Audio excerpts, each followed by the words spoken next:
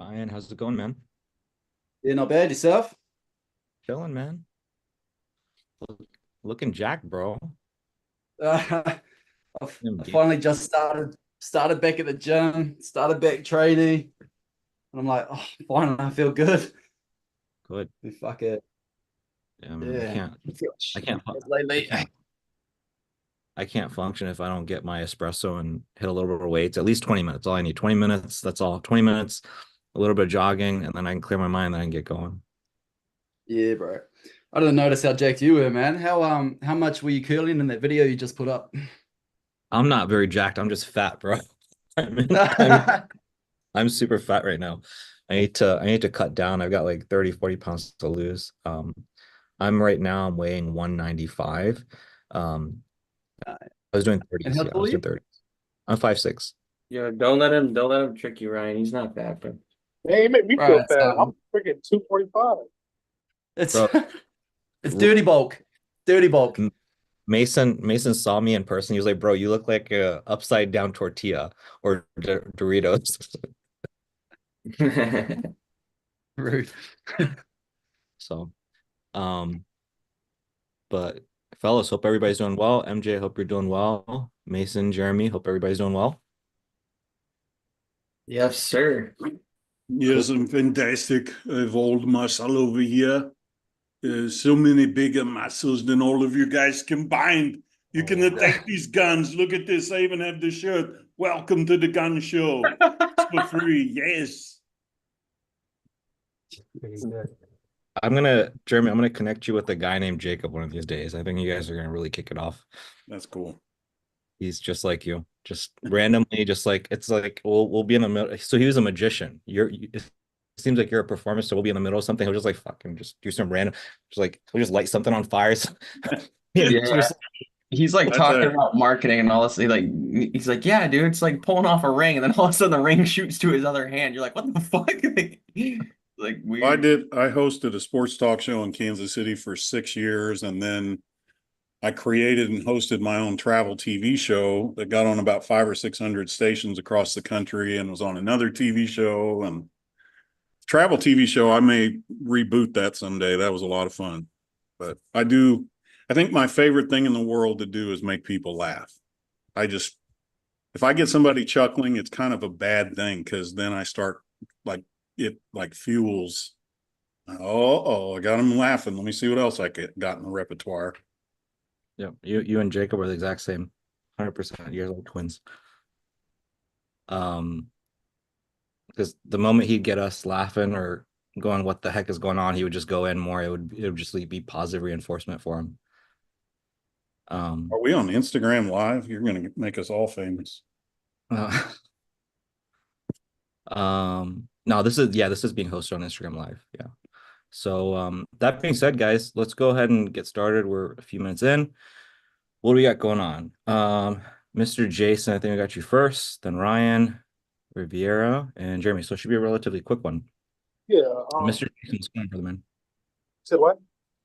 What's going on? So I know we're talking about her right now. Let's keep talking. Yeah, of course. I really want to just go in, hitting the ground running. I know you said Mason would possibly have some insight on the courses, which is something I really need to know.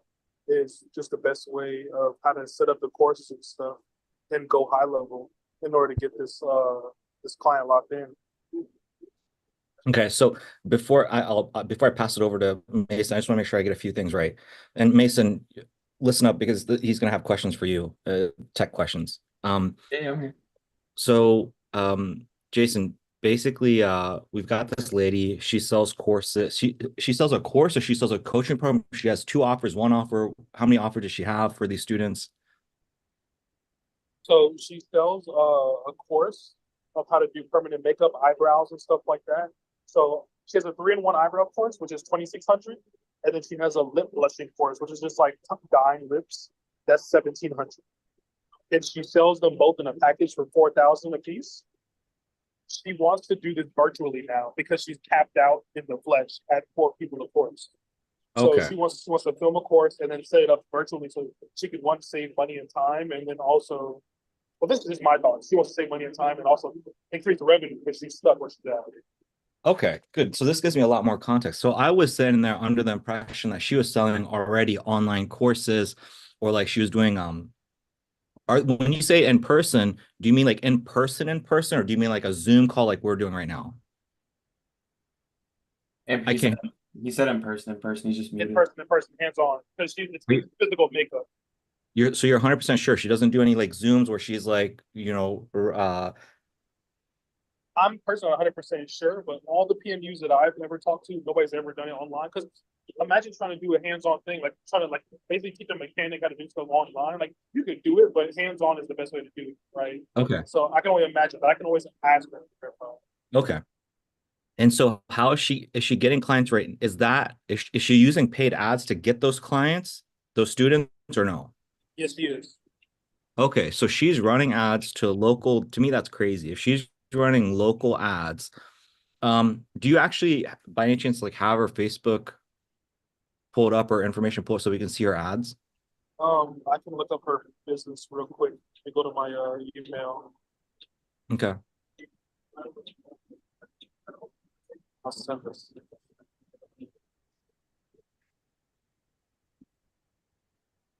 If you can share her, I just want to pull up her ads, see what she's doing.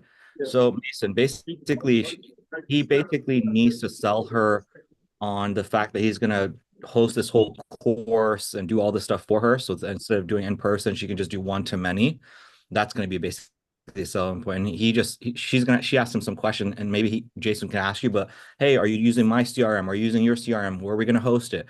So basically, if you can, Mason, just like think top of your head, like what are some things that you would want Jason know for him to tell her, and then probably Jason have some specific questions. Yeah, so I mean, if she's doing it in person now, like I guess I would have to figure out what the transactional like process looks like, because you can have it where they have to She just pay needs to online set, first. she for the just needs to course. she just needs to set this up, Mason. She just needs to set up a course. Like, I'm sorry, Jason just needs to set this up. He needs to set this up. Somebody goes to the sales page, they pay, automations go out. Hey, welcome to this course. Click here to create login details. They go here. Basically, he just needs to create a course and automations and stuff like that. Oh yeah. I'm sorry, Mason. No, that's good. I was gonna say that's super simple, unless Jason, you have something to add. No, I just was trying to get some insight on any highlights to do and stuff like that. Because of course I'm gonna do my own research. By the way, her website link is in the chat, and she has her Okay. Facebook, Instagram link. But yeah, no, just getting some insight on the course stuff because I didn't even know that you could have courses in level. So this is her permanent makeup. So this is for her services, right? So what I'm looking for is Oh, if you go to her training, that training tab up top. okay, cool, gotcha. So she comes to training, become a certified permanent makeup artist, reserve my spot. So I'm guessing she has conversations on the DMs and then pushes people probably to like her website. From here, I'm guessing there's some kind of a sales page, maybe. Price varies. Price varies. Enhance your eyelashes. What you're looking at right now is book appointment. So that's like the services side. For whatever Okay. reason, it led you to that. But if So I you scroll on the click page, you'll see. Click on training, become a certified payment makeup artist, reserve your spot. 4-day in person, 6 months of support, 3-in-1. You will learn.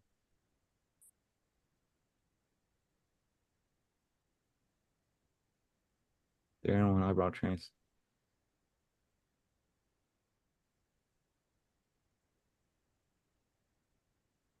Okay. Did you learn? So what I would do if I were you, man, is I would want to learn like what her funnel looks like. Like is she going from the DMs to like sending a link to the site? So it looks like whoever's running the ads might be from Dominican Republic or Mexico. So if I were you, that's something that would be top of mind for me. The reason for that is if somebody's running ads for in the United States, they're probably going to charge her the fair rate. People that are running ads from a third world country or country like this, they're typically going to charge like really cheap, like $300, $200, like something really cheap. So you want to keep that in mind. So if I were you, I would have that question like, oh, where are your marketers from, by the way? I saw that you had some people from the United States and Dominican Republic. Have you tried multiple people? Just kind of gauge. Okay, ladies, start your own beauty business now. Join the exclusive course.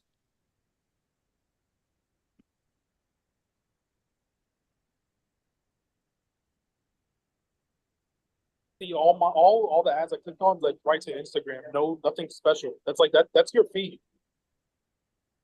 Yeah. So here's what happens. Just so you know this, and just so everybody knows this, whenever you click the contact us button, when it's an IG ad, and it makes you can clarify if I'm mistaken this, that's just going to go right to Instagram, but that is a DM. It's just going right into their DMs. It goes right into their messages. That's That's correct. just how it. So she's got another one. Contact us. I'm guessing it's going to go. Yep, this is a DM ad. The other DM one, ad. Yep. they're all on Instagram too.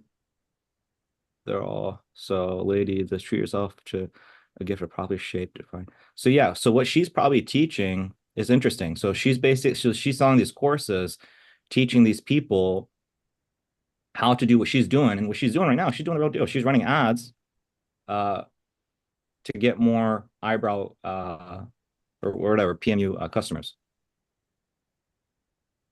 Okay. So yeah, here's what I would do. You know, Jason, you might want to listen back to this again. I'm just going to kind of ramble a little bit. 11-minute 30-second mark. I would have a conversation with her. I would try to figure out, okay, well, what is the revenue that you're currently at specifically for the course side? I would assume that's what you want to scale up. Yeah. Okay, great. What are some things you really like about this model versus doing the service? Oh, it's much more scalable. I have much more time. I can make way more money. It's not as intensive. I get to make more impact. Got it. Okay.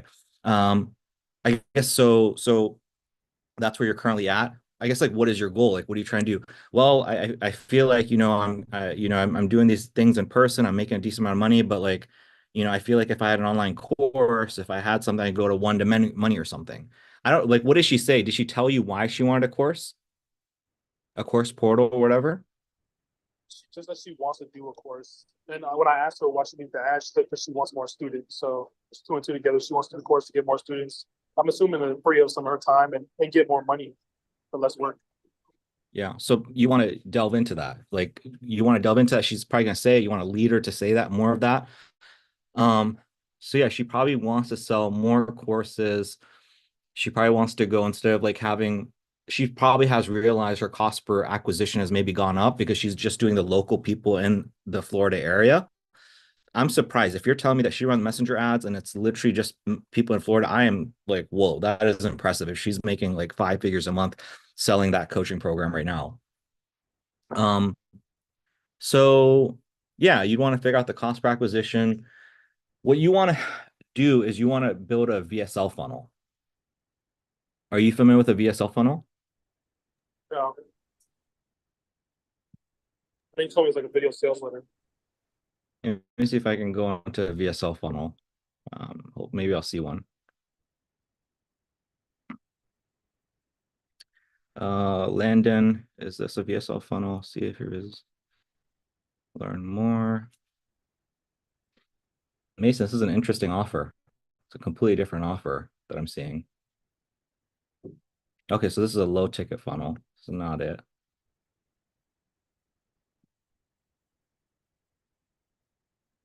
So this will be a VSL funnel.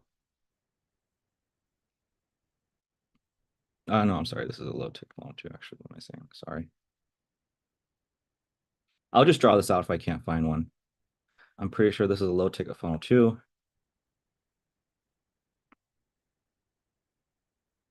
No, this is a challenge funnel.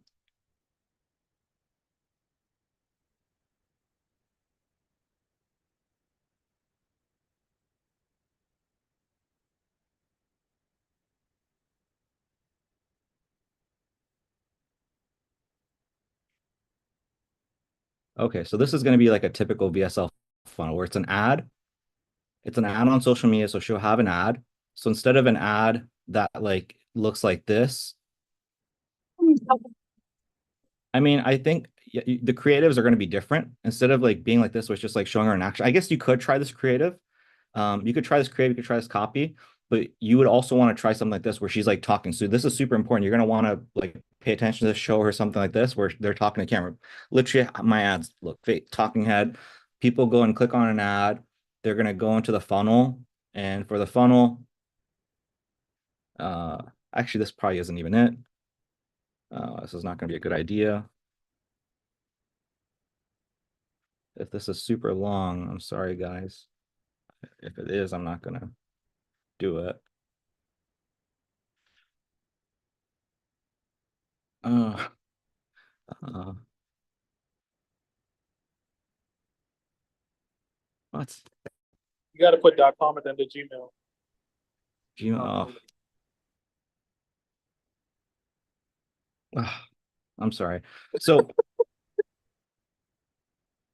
basically, I'll just draw it out for you here. Basically, you're going to have an ad.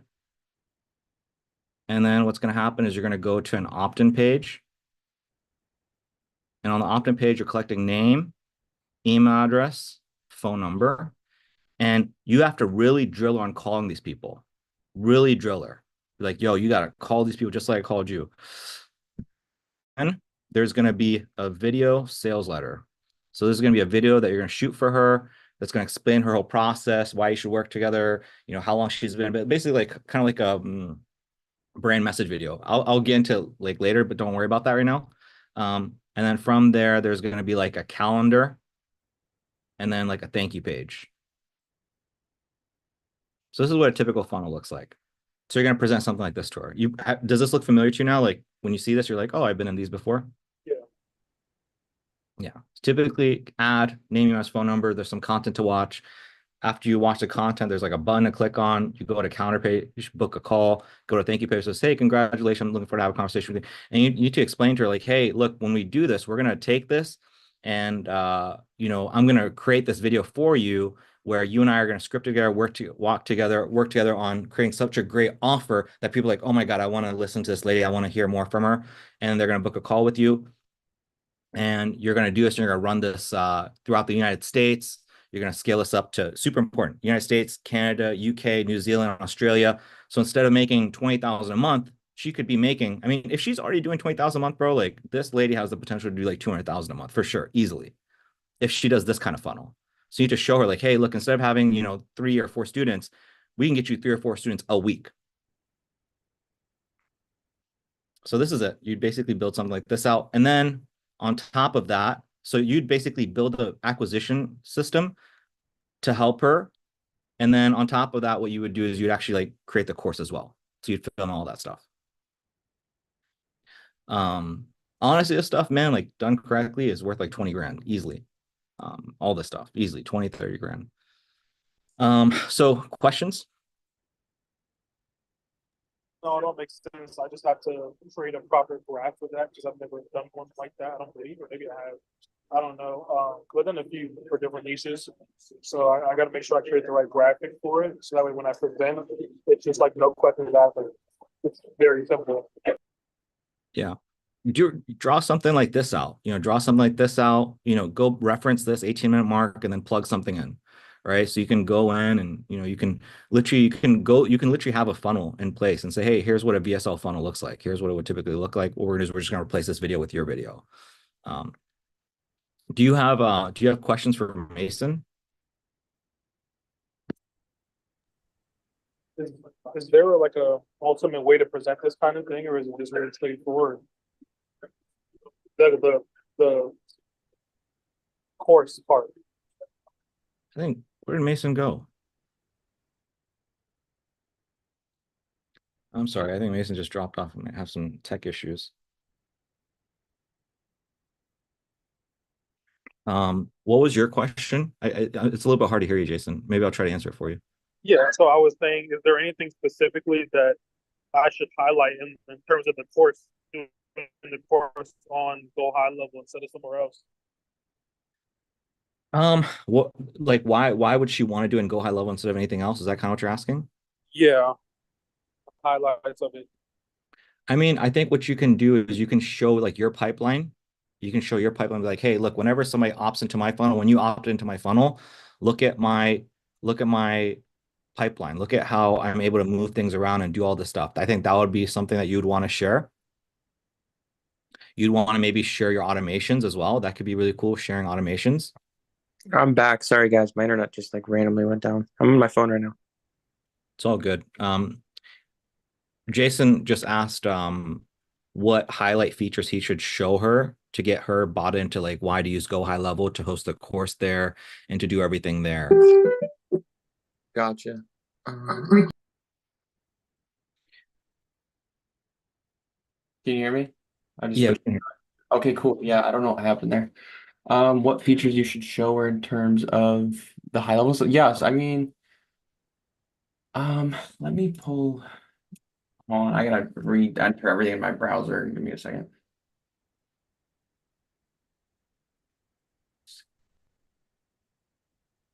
Memberships. Yeah, I mean, I would have definitely like I would have show her this because that's gonna because there's client acquisition and there's service delivery. When it comes to client acquisition side, you know, you can show her like, hey, this entire machine is all within Go High Level, and then you have to reach out to these people as soon as possible so we can put them within a pipeline, and so you can follow up with them. Your team could follow up with them, keep you organized. You could probably tell her this right now, which I know for sure. She's probably like when she has people DM her in the messages, I guarantee you her stuff is crazy where she's like, do you ever get confused as to like what a lead is? And did you have a conversation? You have to tag somebody. Because when somebody messages you on Instagram, it's very hard to keep stuff organized. Ask her that. She's gonna say yeah. And then show her this and show her how, like how simple it is.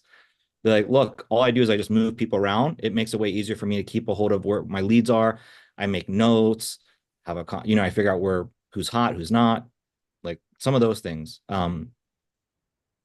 But yeah, and then in terms of the course, the reason it's for me, the reason I would have this tied to the course is because then everything is just like integrated. It's all in one. I don't have two systems. Yeah. I would say this is kind of well as the big selling points. Like I'm sure that there needs to be like paperwork done or submitted or something along the lines of that to be able to like be certified or whatever they're trying to do. And you can kind of link that inside of the course and put that inside the material. So it's like, okay, check your email for this and do this and do that. It's kind of like as soon as the payment gets processed, everything can get automated that way as well. You can see exactly where they are inside the course, what materials they've watched. I don't know if that's necessarily a huge selling point because she has already made the money elsewhere, but I mean it's pretty simple in terms of like creating the course and everything. You can have people comment on the course as well, so you can get feedback right on the course so they don't like text her. Like that might be something valuable to her. I don't know if people buy her stuff, then go to her one-on-ones and then just text her all day long. Like that could be super fucking annoying in my opinion. So it's kind of like having a system where everything's all in place. So it's like it doesn't matter if, you know, if someone messages you from Google, if someone messages you from this place, that place, this place, it all comes into one thing and it's a lot more organized. I think that would be a huge selling point actually. So it definitely makes sense. Just having an all-in-one system. Yep. Good stuff, guys. What else you got for us, Jason? That's it. I just gotta watch some sales videos that Cameron sent me, and then learn up on the course stuff and the integrations, and I'll be good. Cool. Sounds good. Just keep us posted, man. When is your sales call with her? My sales call is Wednesday at 10 a.m. Okay, good. So I made sure to do it within the 48-hour period. Let's let this one slide. Good. Okay, cool. Yeah, man, just keep us posted. Let us know how things go. We'll take it from there. What do we got next? Ryan, you got anything for us, man? We're just kind of hanging out. Yeah, kind of just hanging out. Wait, can you hear me through this? Mhm. Yeah, sweet. Kind of just hanging out, man. I've only had one mortgage broker come back to me and kind of answer all my questions. So I'm following up the other one, but I'm almost giving up on him and I'm trying to chase other ones now too, just to get more market research in. Yeah, that's pretty much where I'm at. I feel like it's just a fucking standstill, eh? Just hit a bottleneck. So just trying to work through it before we can carry on. Admittedly, it's been kind of good timing as far as the fact where I've been able to get a lot of home shit done, you know, building fences around the place, new garage door, you know, just organized home life shit. But yeah, other than that, man, I'm just Do you bottleneck. did you ask the mortgage broker by any chance, like, hey, out of these four headlines, which one would you like prefer? Did you get a chance to ask that question, and did they give you feedback on that? Not yet. I'm going through all the answers that they've hit now, and I'm basically just gonna condense it to whatever makes sense in my head, and then I'll go. He said they're happy for me to come back with more questions anyway, so I'm just gonna go back and fire more specific questions that should help me, I don't know, get the ball rolling into the marketing or the content creation side of it, Okay. offer side of it. Sorry. Cam, was there anything that helped you in particular in terms of like building your marketing content for the HVAC? I'm sorry, for your duct cleaning funnel. Like, do you have any words of wisdom that you can give Ryan? Ryan's kind of been at a place where we haven't, and no fault of his, but like we haven't really made progress for maybe a week and a half. And so I'm just kind of like wondering, like, what can we give Ryan so that when he does have a conversation with somebody, maybe there's some golden nuggets for him. Do you have any golden nuggets by any chance that you wanted to share? Um, I I don't know. know. That felt like such a long time ago. I sort of kind of just asking what advice I'd give him in terms of getting the videos done, or like, what do you mean? So he's at a phase where we first have to figure out client acquisition, right? You have to figure out your market. You have to figure out, well, how do I even get these book calls? So is there any advice that you have for him? Like, hey man, like ask these specific types of questions. Like, hey, when I went to my dad, I asked him like which one of these four headlines he'd click on. Like, is there any advice that you have for him? Oh, That's the stage he's at right now. oh, for my dad, it was a bit interesting. He kind of just kept on spilling. Like we eventually got through the questions, but he kind of elaborated, and we talked for like 2 hours based off the questions. So if they want to go off, just let them go off and probe those questions, because I got a lot more value outside of the questions that I was asking and the answers that he was giving me than what the questions were asking directly. So, um, just follow the questions. I don't know. That was a while ago for me. Um, but yeah, I say just probe. If they kind of go off tangent a little bit, it's probably because they're excited. They're like in a mood where they're willing to give you a lot of value that they're an expert in. So just let them spiel. And I got a lot of value off my dad just kind of going off. And it wasn't even related to any of the questions. I'm using lots of that stuff that he gave me today. So I don't really have too much advice on how to actually conduct it or anything, but just follow the questions, I guess. Does anybody thanks for that, Cam. So I guess my takeaway from that, Ryan, would just be like when they go off tangent, the more information, the better. Um, uh, does anybody have experience working with a mortgage broker, or like aside from video, like actually like talking to a mortgage broker, them being part of your life with your real estate property or anything like that? Does anybody have any experience with that? Just out of curiosity. Jeremy, Daniel, Mason, anybody have any experience with dealing with mortgage Yeah, brokers? I have a friend who is, if you mean by mortgage broker, someone who takes all your information, puts it all out there, and then gets the best offers and offers it back to you. I have a pretty good friend who does that. That's what you're in right now, Ryan. Is that right or no? Yeah, they do. They grab all the information. They reach out to the banks, and they basically communicate with a bunch of the banks to try and get the best offer for their client or that individual, and then they work with them through different avenues and different ways of doing it. Yeah, I have a pretty good friend. She and I were in a referral group together for about 4 years. She sent me an email today saying, because I refinanced with her, today is my loan anniversary. So yeah, I've known her for years, and she's a great lady. If I could probably arrange something where if you just want to talk to her and pick her brain, she'd be somebody that'd be good to talk to. She's done it forever. But Yeah, that'd be awesome. That's yeah. So Ryan, there you go. That's somebody that you can maybe have a conversation with and maybe pick her brain to help you create your marketing material.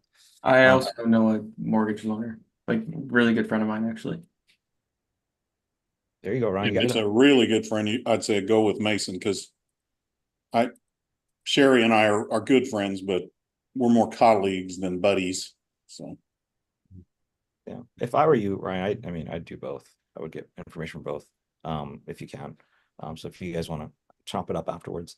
Do you guys know, Mason and Jeremy, do you guys know how your mortgage brokers, how are they getting their leads? How are they getting their customers? You know, with Sherry, I'm not sure. I was in that referral group with her, but I never kind of got into that. I know she does a lot of mailers. For instance, she here in Kansas City at the beginning of every year, whether it be the Chiefs or the Royals, she sends out a calendar to everybody with the Chiefs and Royals schedule and her information on it, and you put it on your fridge. She sends out a lot of mail. I know she uses Facebook a little bit. She's also been in the industry so long that it might be just a thing where she's literally just recycling the same 50 people over and over, because she's probably 20 years older than me. And as you all know, I'm very old. So, yeah.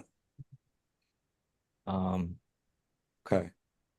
But I can, Ryan, I'd be happy to put in Slack like her information, or I can send an email with both your guys' names on it with just a little explanation of, hey, Sherry, Ryan wants to pick your brain about marketing. So meet Ryan, Ryan meet Sherry. I'll let you guys have it. You go from Yeah, that'd be there. good. That'd be absolutely sweet. Which Thanks. can you just throw in the chat your email address? Yeah, mate. Cool. Jeremy, thank you so much for helping Yeah. out with that. Ryan, what else you got for us, man? Anything else that we can chop it up about, man?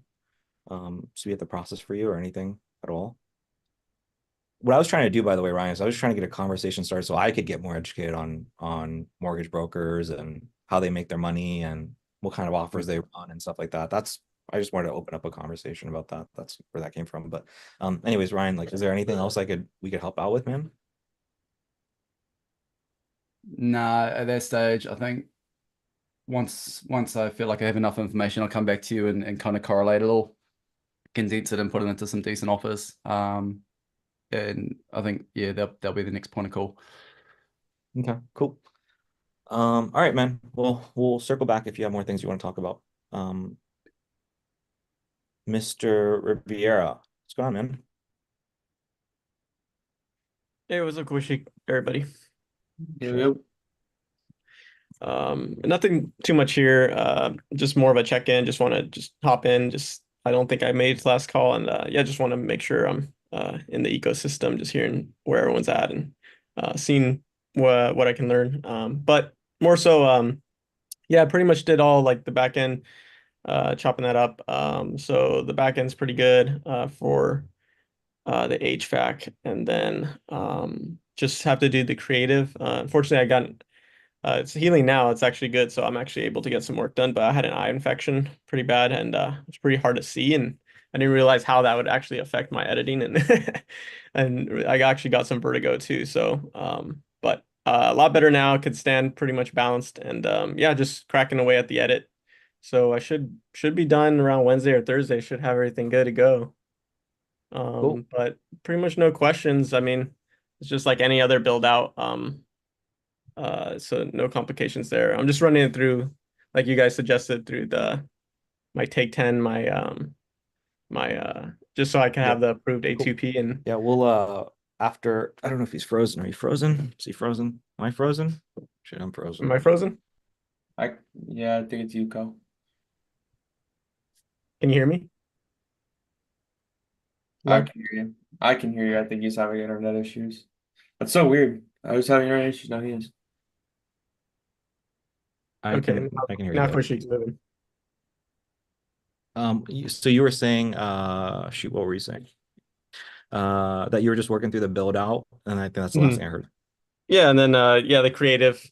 So yeah, should be done with their just editing pretty much. But yeah, like I said, kind of stalled. I had some, unfortunately, I had to work while I had all that health issues going on because I was helping a buddy shoot a wedding, so I didn't want to leave him hanging.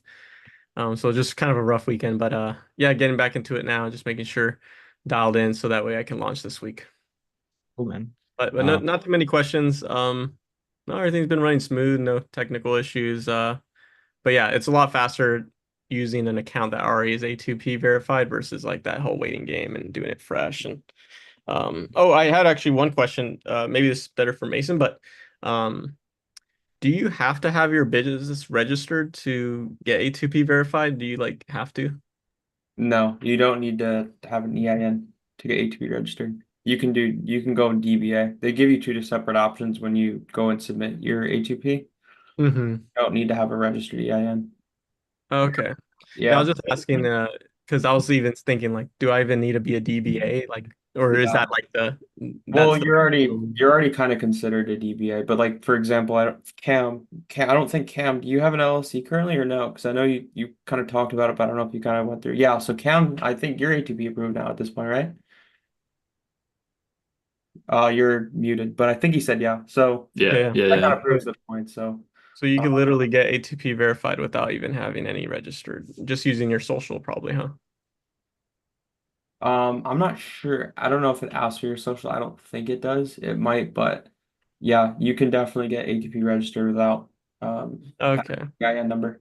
Because I was going between like doing that or using my old account just because it has already like a lot of dental leads and it's kind of messy like with my old stuff for the dental niche. But so I was thinking like, oh, should I just do clean slate with a new sub account or I mean If I you're probably have to wait to get approval. So I low key just want to just do what I use now just to speed it up. But Yeah, I mean, what I would do if I were you is like, I mean, you already have the list of contacts; those are already saved. So in terms of like your pipelines, those should be pretty clean. Like you can yeah, just create a new pipeline or something along the lines of that. And if yeah. you really wanted to, you could like tag all of the contacts that you have now and just label them like dentist, right? Uh-huh. And then you can just because you're already approved within the A2P, there's not really anything that needs to change.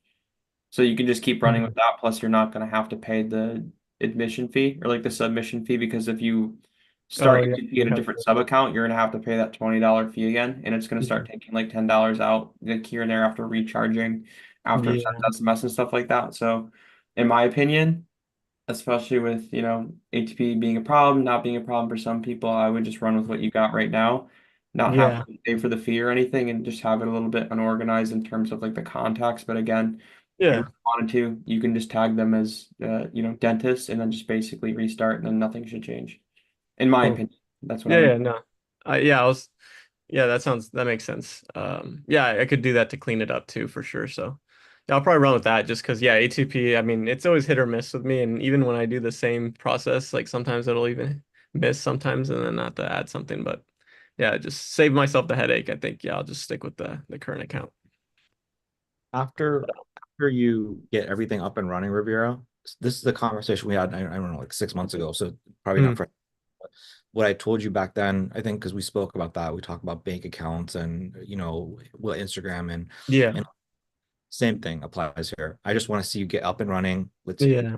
sales calls. I'd like to see you close 2 to 3 deals. Once I see that and it's like, hey, things are rolling, then what we'll do is we'll revisit like, okay, are we going to use Take 10 meter? Are we going to change? We're mostly going to change it. We're mostly going to do something that's specific towards HVAC. And then we'll do that stuff. But in a way where we're not slowing things down and we're just being very, very careful for the future, right? We're going to build things out so that we can it'll work in like 2-3 years if you want to create a YouTube channel and create content there, like all the different kinds of things. So but again, that's probably not need to worry about for at least a month or so, I don't think. Yeah. I guess that leads to my next question is should I run it from Take 10 Video? It's like bombarded with a lot of dental now, so I don't know if that's the right move, but or just start a fresh Instagram with maybe like a new name or something. I wouldn't start a brand new Instagram yet because again, like let's talk about that. We'll talk about it. We'll have like a sit down. Me and you will have a sit down. We'll talk about all that specific nuance, the brand name. Yeah. And so what I would do if I were you is I would take 10 Media and maybe archive the dentist stuff. Maybe add some HVAC stuff, maybe some generic stuff, maybe go use an AI, one of those AI tools and create some HVAC or some stuff off of YouTube. That's what I would do if I were you. I would just keep at Take 10 again, because right now we just have to focus on just getting the book calls, focus on sales. Once it's like, oh, hey, we feel good talking to these HVAC businesses and we know how to sell them, we know how to get them results, then we can start worrying about that kind of stuff. Okay, so maybe just use Take 10 and maybe change the bio a little bit and make it more for sure. Okay, cool. Then that's pretty much it then. I just the small things and just can hopefully launch this week as long as there's no technical difficulties. Should be good. Cool. I'm excited, man. I'm excited. Yeah. This time next week, man, we should see some exciting stuff. My fingers are crossed for you. Sure. Cool. So, anything else, River? No, that's it for me. Just yeah, small update. Hopefully a lot more stuff for next week. Cool. Yeah. Mr. Jeremy, Mr. Arnold Schwarzenegger, what do you got for us today? Yes, it was so fantastic that you all are here. You know, I flew all the way in from California to take care of all of you, and I'm just saying to myself, get to the sale, get to it. Yes. There's my Arnold for you. I don't have a ton of questions. You know, I'm doing the stuff you referred to me in the last time you sent me some messages there. So I'm going through the Trello steps. I made it all the way through step number 3 today. And I started on number 4, and then this started, so I stopped. And as far as like, I have imported the funnel, and if you need me to, I can share my screen, but I've got, you know, I've done, you know, swapped out logos and pictures and testimonials and things like that, just to make it look more like me. And then obviously I've got to do the videos and all that, but that's later to come. I think my one question I have will be mostly for Mason at some point, and we can do it offline, but you know, to make sure I've got the automation set up properly. So when I do start running the ads, that things are responding the way they're supposed to. I mentioned in there, if Amon was on the call and I don't see him, I was going to ask him, and you may know the answer to this because I know you've worked very closely in this. So in the med spas, in some of the videos I watched out of Trello, you gave some examples, and the one that I really liked was, I think his name was Aaron. He's running Labella Med Spa. It's about an 8 or 9 minute video. And in his video, he's talking about how they do XYZ. And one of the things he said is, we also teach you how to, you know, finish these sales and blah, blah, blah, blah, blah.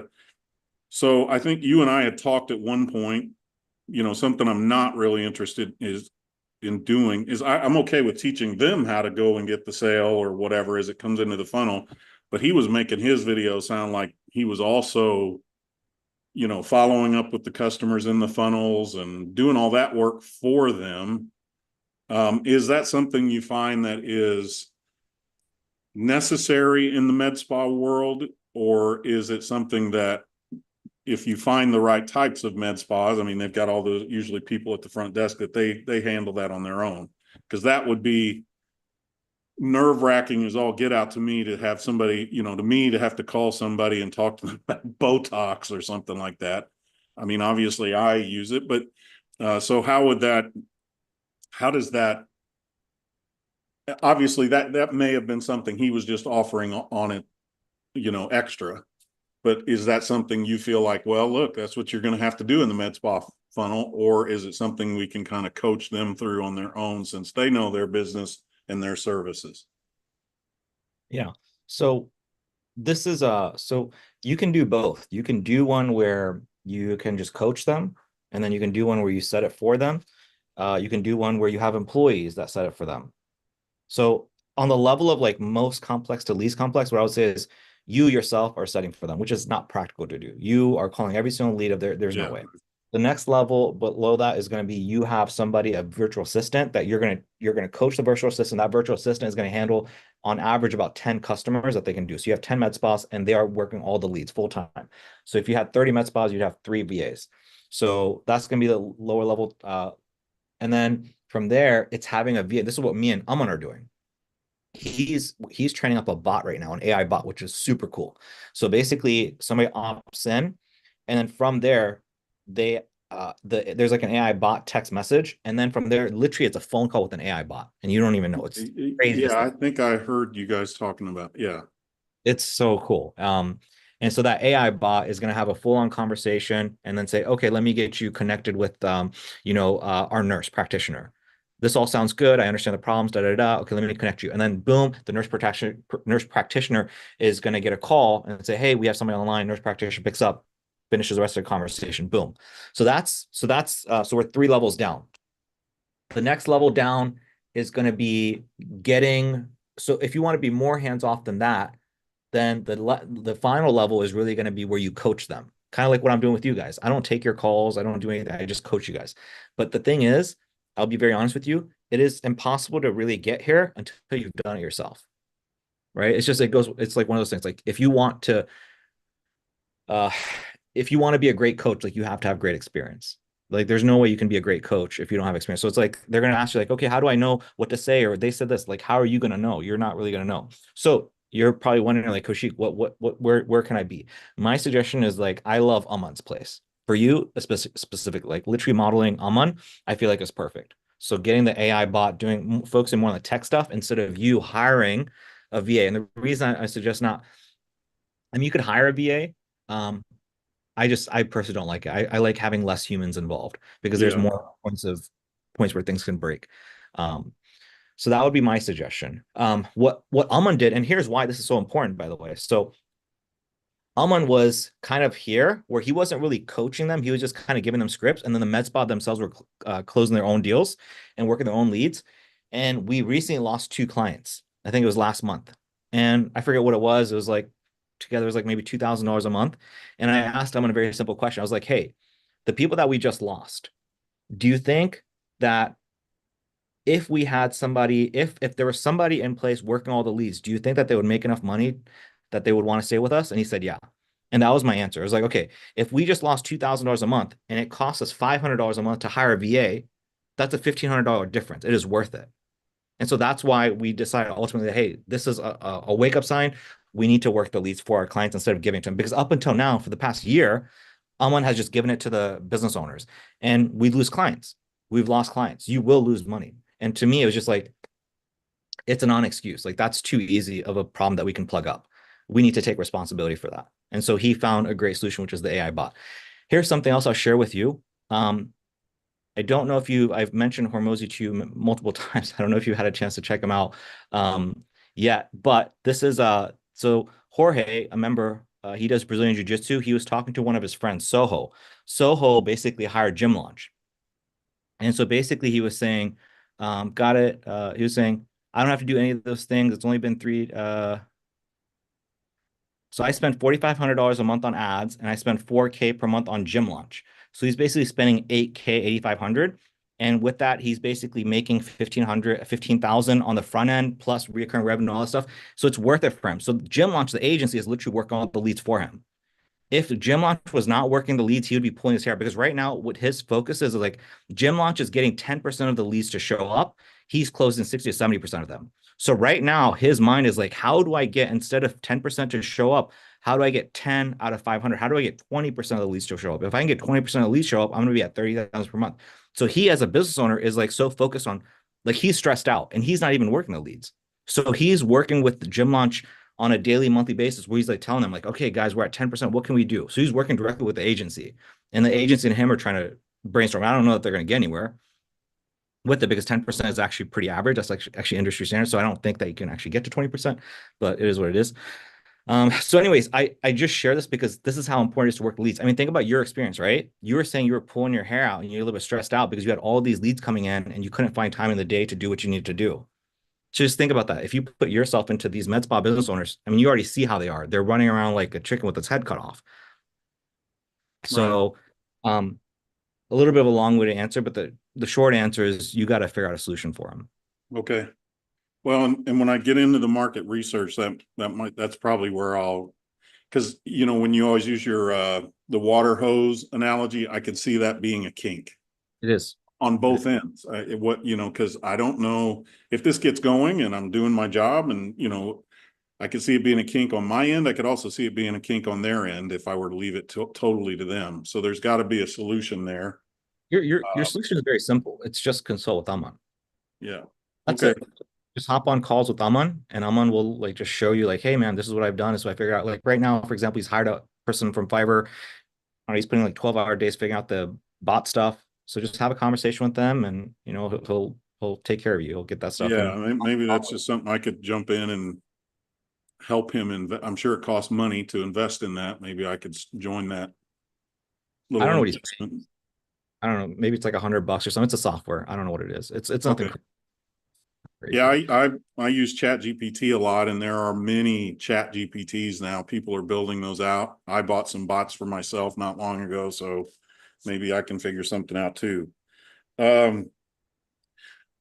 So I think that's about it. The only question I had, and this may be more for the group, Kaushik, your video that you have when you're talking about, like the one that lured me in, and it's just you talking, and it cuts to B-roll, and we've all seen them, the kind of the TikTok ad where the person's talking and it's jumping back and forth. The captions are on the screen. You got an emoji popping up here, a rocket taking off over here. Obviously, I know how to do all that. It's just very time consuming.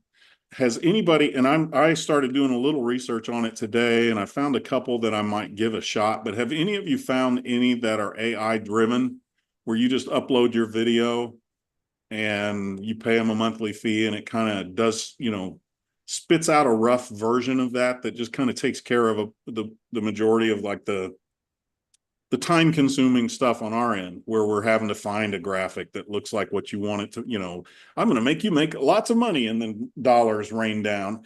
I know of CapCut, and things like that. I just wondered if anybody had come across any kind of an AI version of that where you upload your raw video, maybe edit it as much as you want to go, and then throw it in, and AI does its job listening to what you're saying and throws in a few emojis or graphics, or does different cool camera angles or anything like that right now I do completely manually. Does anybody know of anything like that? All right, then. It sounds like I need to invent that too. Anybody? MJ, Cam, Mason. I don't know, Rob? maybe, I mean, the only few that I know, Opus, well, it's not anything fancy in terms of just like how Did it's you gonna say animate Opus? it.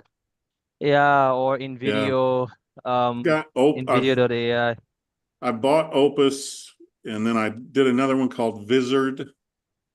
And they do okay, but I Yeah, haven't seen anything that kind of does like right. what I'm Yeah, there imagining isn't in any. my head. Yeah, no, there isn't any right now, I don't think. Okay, I appreciate it. I'll keep looking around, and if I find something like that, I'll let you guys know, just because these are these little videos we make that go into our funnel. That can get time consuming when you're sitting there keyframing everything, and it would just make things a heck of a lot easier. I mean, I've one that I've made for somebody, I can get the captions put in, they look great. And it kind of zooms in and zooms out, it cuts out all the dead space. That's all cool. I just wondered if there was one that takes it a step further and starts adding in the graphics through artificial intelligence. So I linked one, Jeremy. My buddy's been using this one called Capwing, and I don't know if you're familiar with that one. okay, I'll look at it. But yeah, supposedly I didn't know this was an update on their end, but it's supposed to have a B-roll AI B-roll generator based off what you're talking about. Yeah. So is Vizard that what does you that.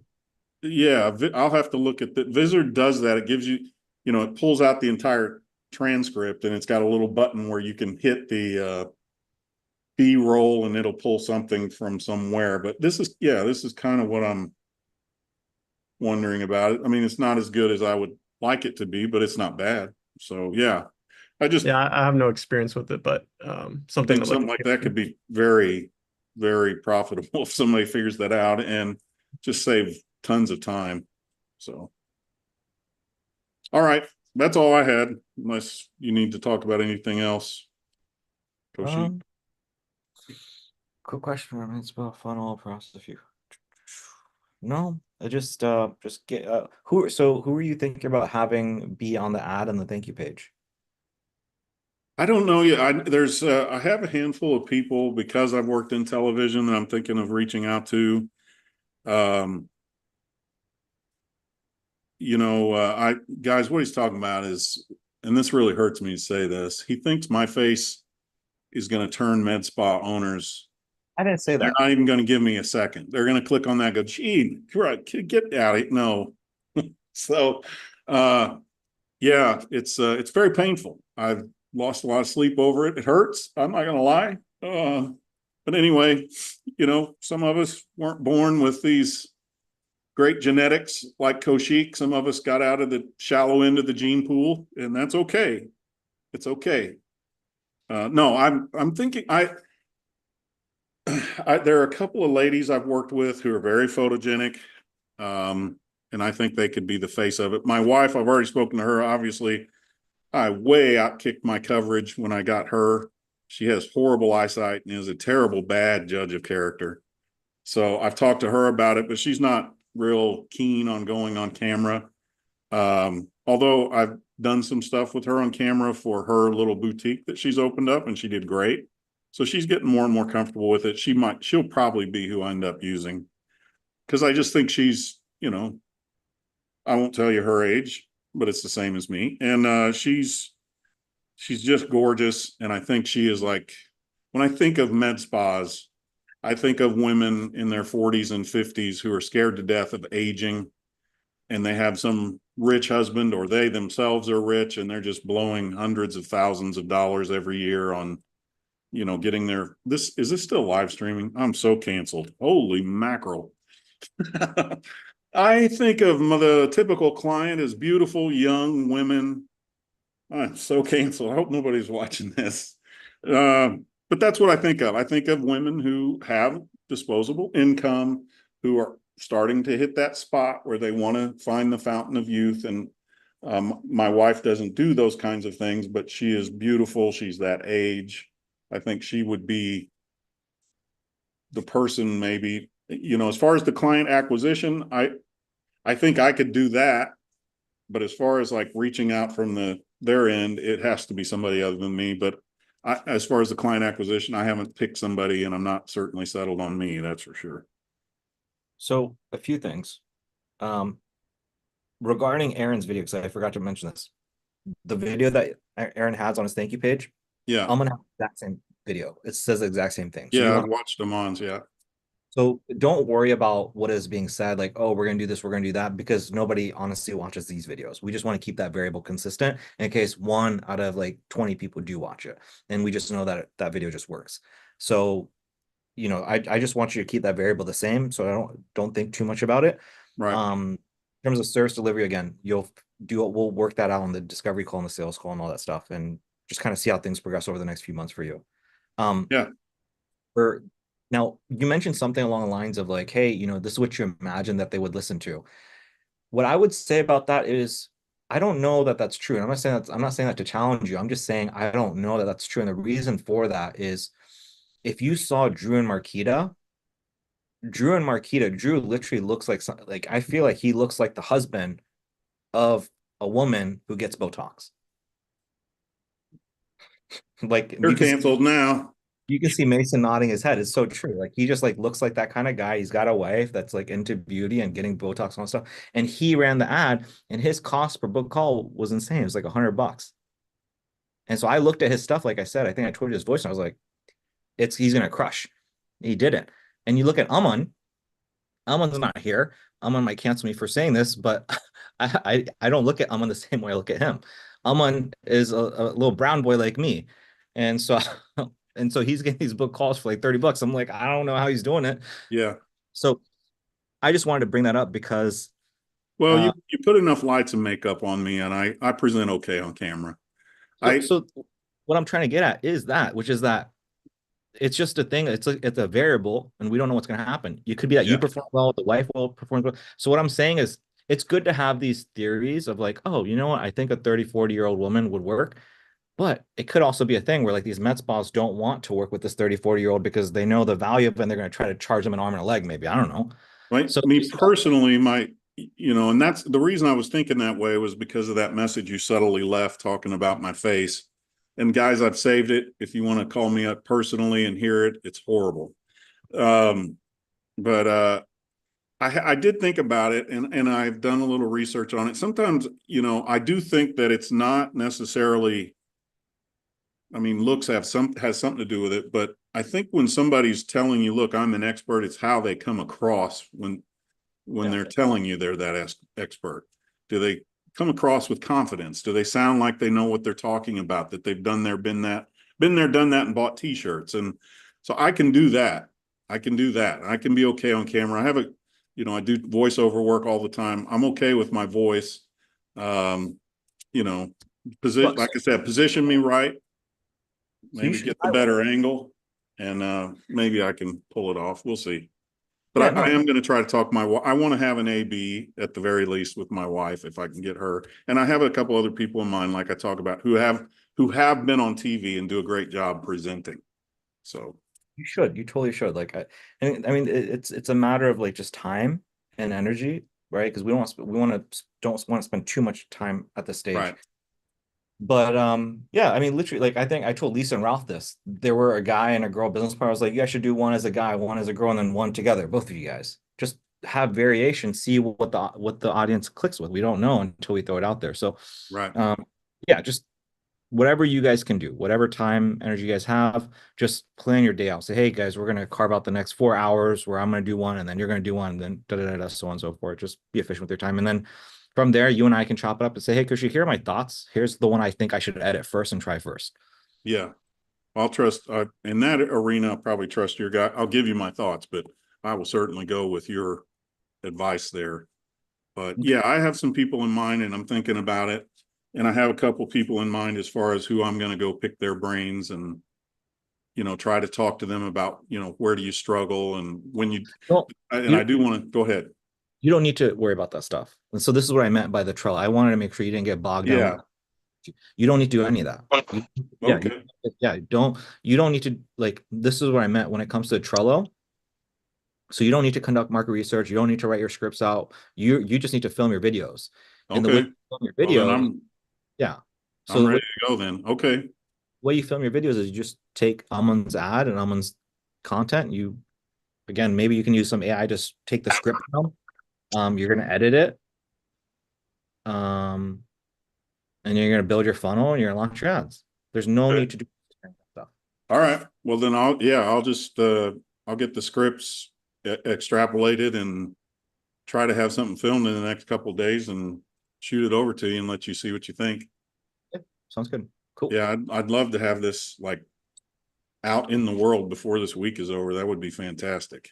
Yeah, if you can get this, and I think you should be able to. It's not going to be, you know, the most difficult part about this is going to be just filming and editing.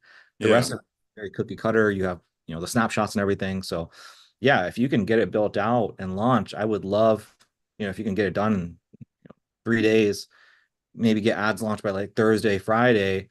Yeah. Very possible that you have a few book calls and then me and you can talk about it next Monday. That would be great. Yeah, I would. Yeah. Well, all right. That's what I'll make the goal. I'll skip the market research and go right into step 5 then. Okay. I'm sorry. I misunderstood you there, but I do have a couple friends where, you know, if it gets out there and I kind of start getting bogged down, I do have people who I'm acquainted with, just like Sherry Moriarty, the mortgage broker, who I know I could sit down with them and say, look at this. What's wrong? What's missing? And I'm sure they'd give me good advice. Now, of course, there's a million people, their advice would be different from everybody else's, but in terms of advice, in terms of what? In terms of like the video? Just letting them look at the ad and say, what, you know, if I'm not getting results, if I'm struggling, you know, is it my face on the video? You know, is it the way this is worded or said? But I know the funnel you guys have built is, you know, working. Yeah. So maybe, I don't know. Like I said, all I say is I keep them in my back pocket, in my head, just thinking, if I get somewhere where I just get stuck, it'd be nice to have somebody who's from that industry look at it, but I don't have to, I don't suppose. In this world, we don't, I learned something from mentor mine. He said, Kushik, the way you judge things is by the number of people that open up their wallet and how much they pay you. That's it. That's your only metric. Nothing else matters. No opinion matters. No words matter. Nothing. No action. That's the only thing that matters. And so in other words, my suggestion is just go out there as soon as you can. Don't overthink it. Like if you can film tomorrow, film tomorrow. Like that's where my mind is. If I'm you, I would film yours tomorrow. Film yours tonight. There's nothing stopping you from filming. You can film yours, get the wife to film maybe later tomorrow. You could do that. And then maybe the next day you get somebody else to film and you start editing and then get it launched on Thursday. And then just let's spend money on it. And then the results will tell you. The results will tell you. Like Jason, for example, I was running his ads. He was getting results in feeds and stories. I'm not getting any results from stories. So I just canceled my stories and I just did feeds. So it's like, it's just whatever the ads tell you. You don't need to overthink it. You don't need to show it to somebody and say, hey, what do you guys think? And Right. try to deduce, just throw it, see what people buy, and that's it. Okay. Well, that's where I'll go then. I'll see if I can twist my wife's arm and see if we can't have mine and hers at least filmed tomorrow. Like I said, I'll reach out to the people who I know could be good alternates and have them on speed dial. Good. Okay. What else you got for us, Jeremy? That's it. It's always fun talking to you guys and listening to everybody. I'm not sure I always understand because you all are in different places or different things, but it does feel good to get on here. I'll just say this. It feels good to get on here and look at these other faces and names and listen to people asking questions. So I don't know about you. I sit in my office. Someday I'll take this camera off here and walk you around, give you the nickel tour, but I sit in here all day by myself. So, you know, other than an email here or there, or somebody walking in the door, or maybe a meeting, you don't get to talk to people. And you sometimes get the feeling of you're alone and nobody could understand what's going on or how to do this or how to do that. So I look forward to these calls for nothing else, to just look at it and say, look, here's a whole bunch of other people kind of in the same boat as me. We may be rowing different directions because we're trying different things, but at least I see people who are different stages of life doing the same thing. And if I called any one of you up and said, I'm struggling with XYZ, I think you guys could understand what I'm saying. So I really appreciate you guys. Thank you for saying that. I insult everybody's face here and there. So Well, we can't all look like you, Kaushik. It's like I said, you're one of the lucky ones that the good Lord looked down upon and said, I must have people see him in me, or him, me and him. Let me just touch his face. I appreciate the compliment. Yeah. Too blush. And I always lead with my ugly mug, by the way. I say my Yeah. ugly mug if you caught on that. Yeah. Not get to make fun of everybody else's faces. So okay. Next time I come on here, I'm going to find a bunch of Zoom filters and just look like a completely different person. Be like, what you guys do? The med spas work, guys. The med spas work. I went in for one treatment. I went in 49. I came out 19. I'm going to take my shirt off and let you see. And just, yeah. You guys won't even recognize me. I don't know that I'm looking forward to that, but okay. Don't be ashamed of it, Kaushik. You can admit it, even though you're live streaming. Don't be ashamed. I will look into Botox here in another 5-10 years potentially. All right. Mr. Lackey, what's going on, man? You got anything, or just kind of get into the swing of things?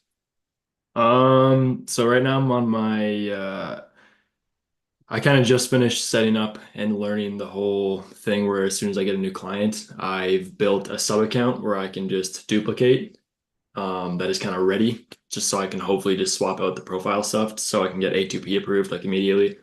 So I kind of have, do you know what I'm talking about when I say Copy Me, like a version of Copy Me? Aman has like a his own version of Copy Me where it's like a sub account that's labeled Copy Me instead of someone's business, and he goes into Copy Me, duplicates it, then with that duplicate he changes the name to the new client business name, and then he kind of just runs off of that.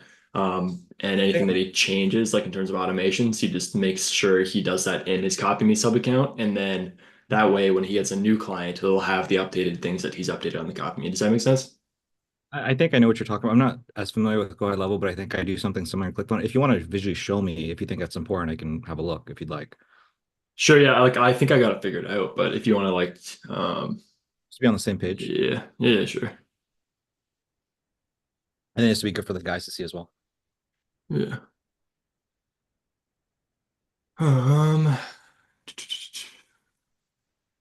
Yeah, so I kind of made template for new client. That's what I called it. Just so I wouldn't get confused. I just kind of like template for my client. Aman kind of suggested that, so I went with that. And basically, let's say I get a new client on, I'm hoping that I'm at the stage now where this is it. I had to pick a random address, so I just picked the random .cleaning business. But as soon as I get a new client, I hit add sub account. Then I would go to here and hit template for new client, and then I would just change the template for new client to whatever the brand name is, if that makes sense. And in this template for new client, So you're gonna be, should be, sorry. I'm just guessing you're gonna be tweaking up your template as you get better and better and better. Yeah, exactly. I used Amon's, so he gave me like a good starting place in terms of what he's doing with some of the stuff. So like I have automations and stuff. Our call went on for it's taken a while for me to kind of figure it out and implement it where it's proper. So this is one of the automations where as soon as they get a text, I had to change, like it used to say med spa, but now I have to change it to duct cleaning service and so on. So I'm just tapering all of his med spa stuff to duct cleaning. And just stuff like that. The pipelines are kind of changed a little bit compared to what he had. He had opt-in, hot lead, and then like AI follow-up and yada yada yada, but he told me to change it to this. Well, But this yeah, all so all this is going to depend on your actual like ad, right? Are you doing a lead format? Are you going to funnel?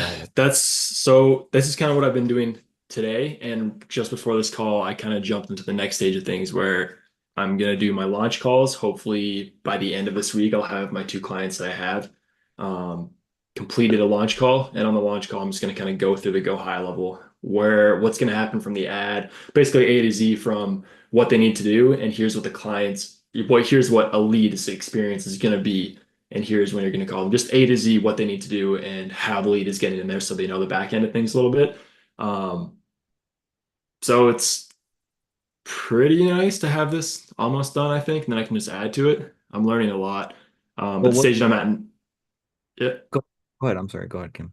So the stage that I'm at right now is pretty much making an ad. So I've been like on Fiverr looking at stuff. I just bought this one. I don't know what I'm going to do. I am not great at this type of stuff, and that's kind of one of my questions. I probably should ask you guys what you suggest to do in terms of ad creation before I purchase this. What is this? This is just Fiverr. It's just like someone who makes minimalist social media posts or ads. Their reviews are really good. It was a good price point. They can give me 3 copies so I can test. If I want, They're giving you creatives?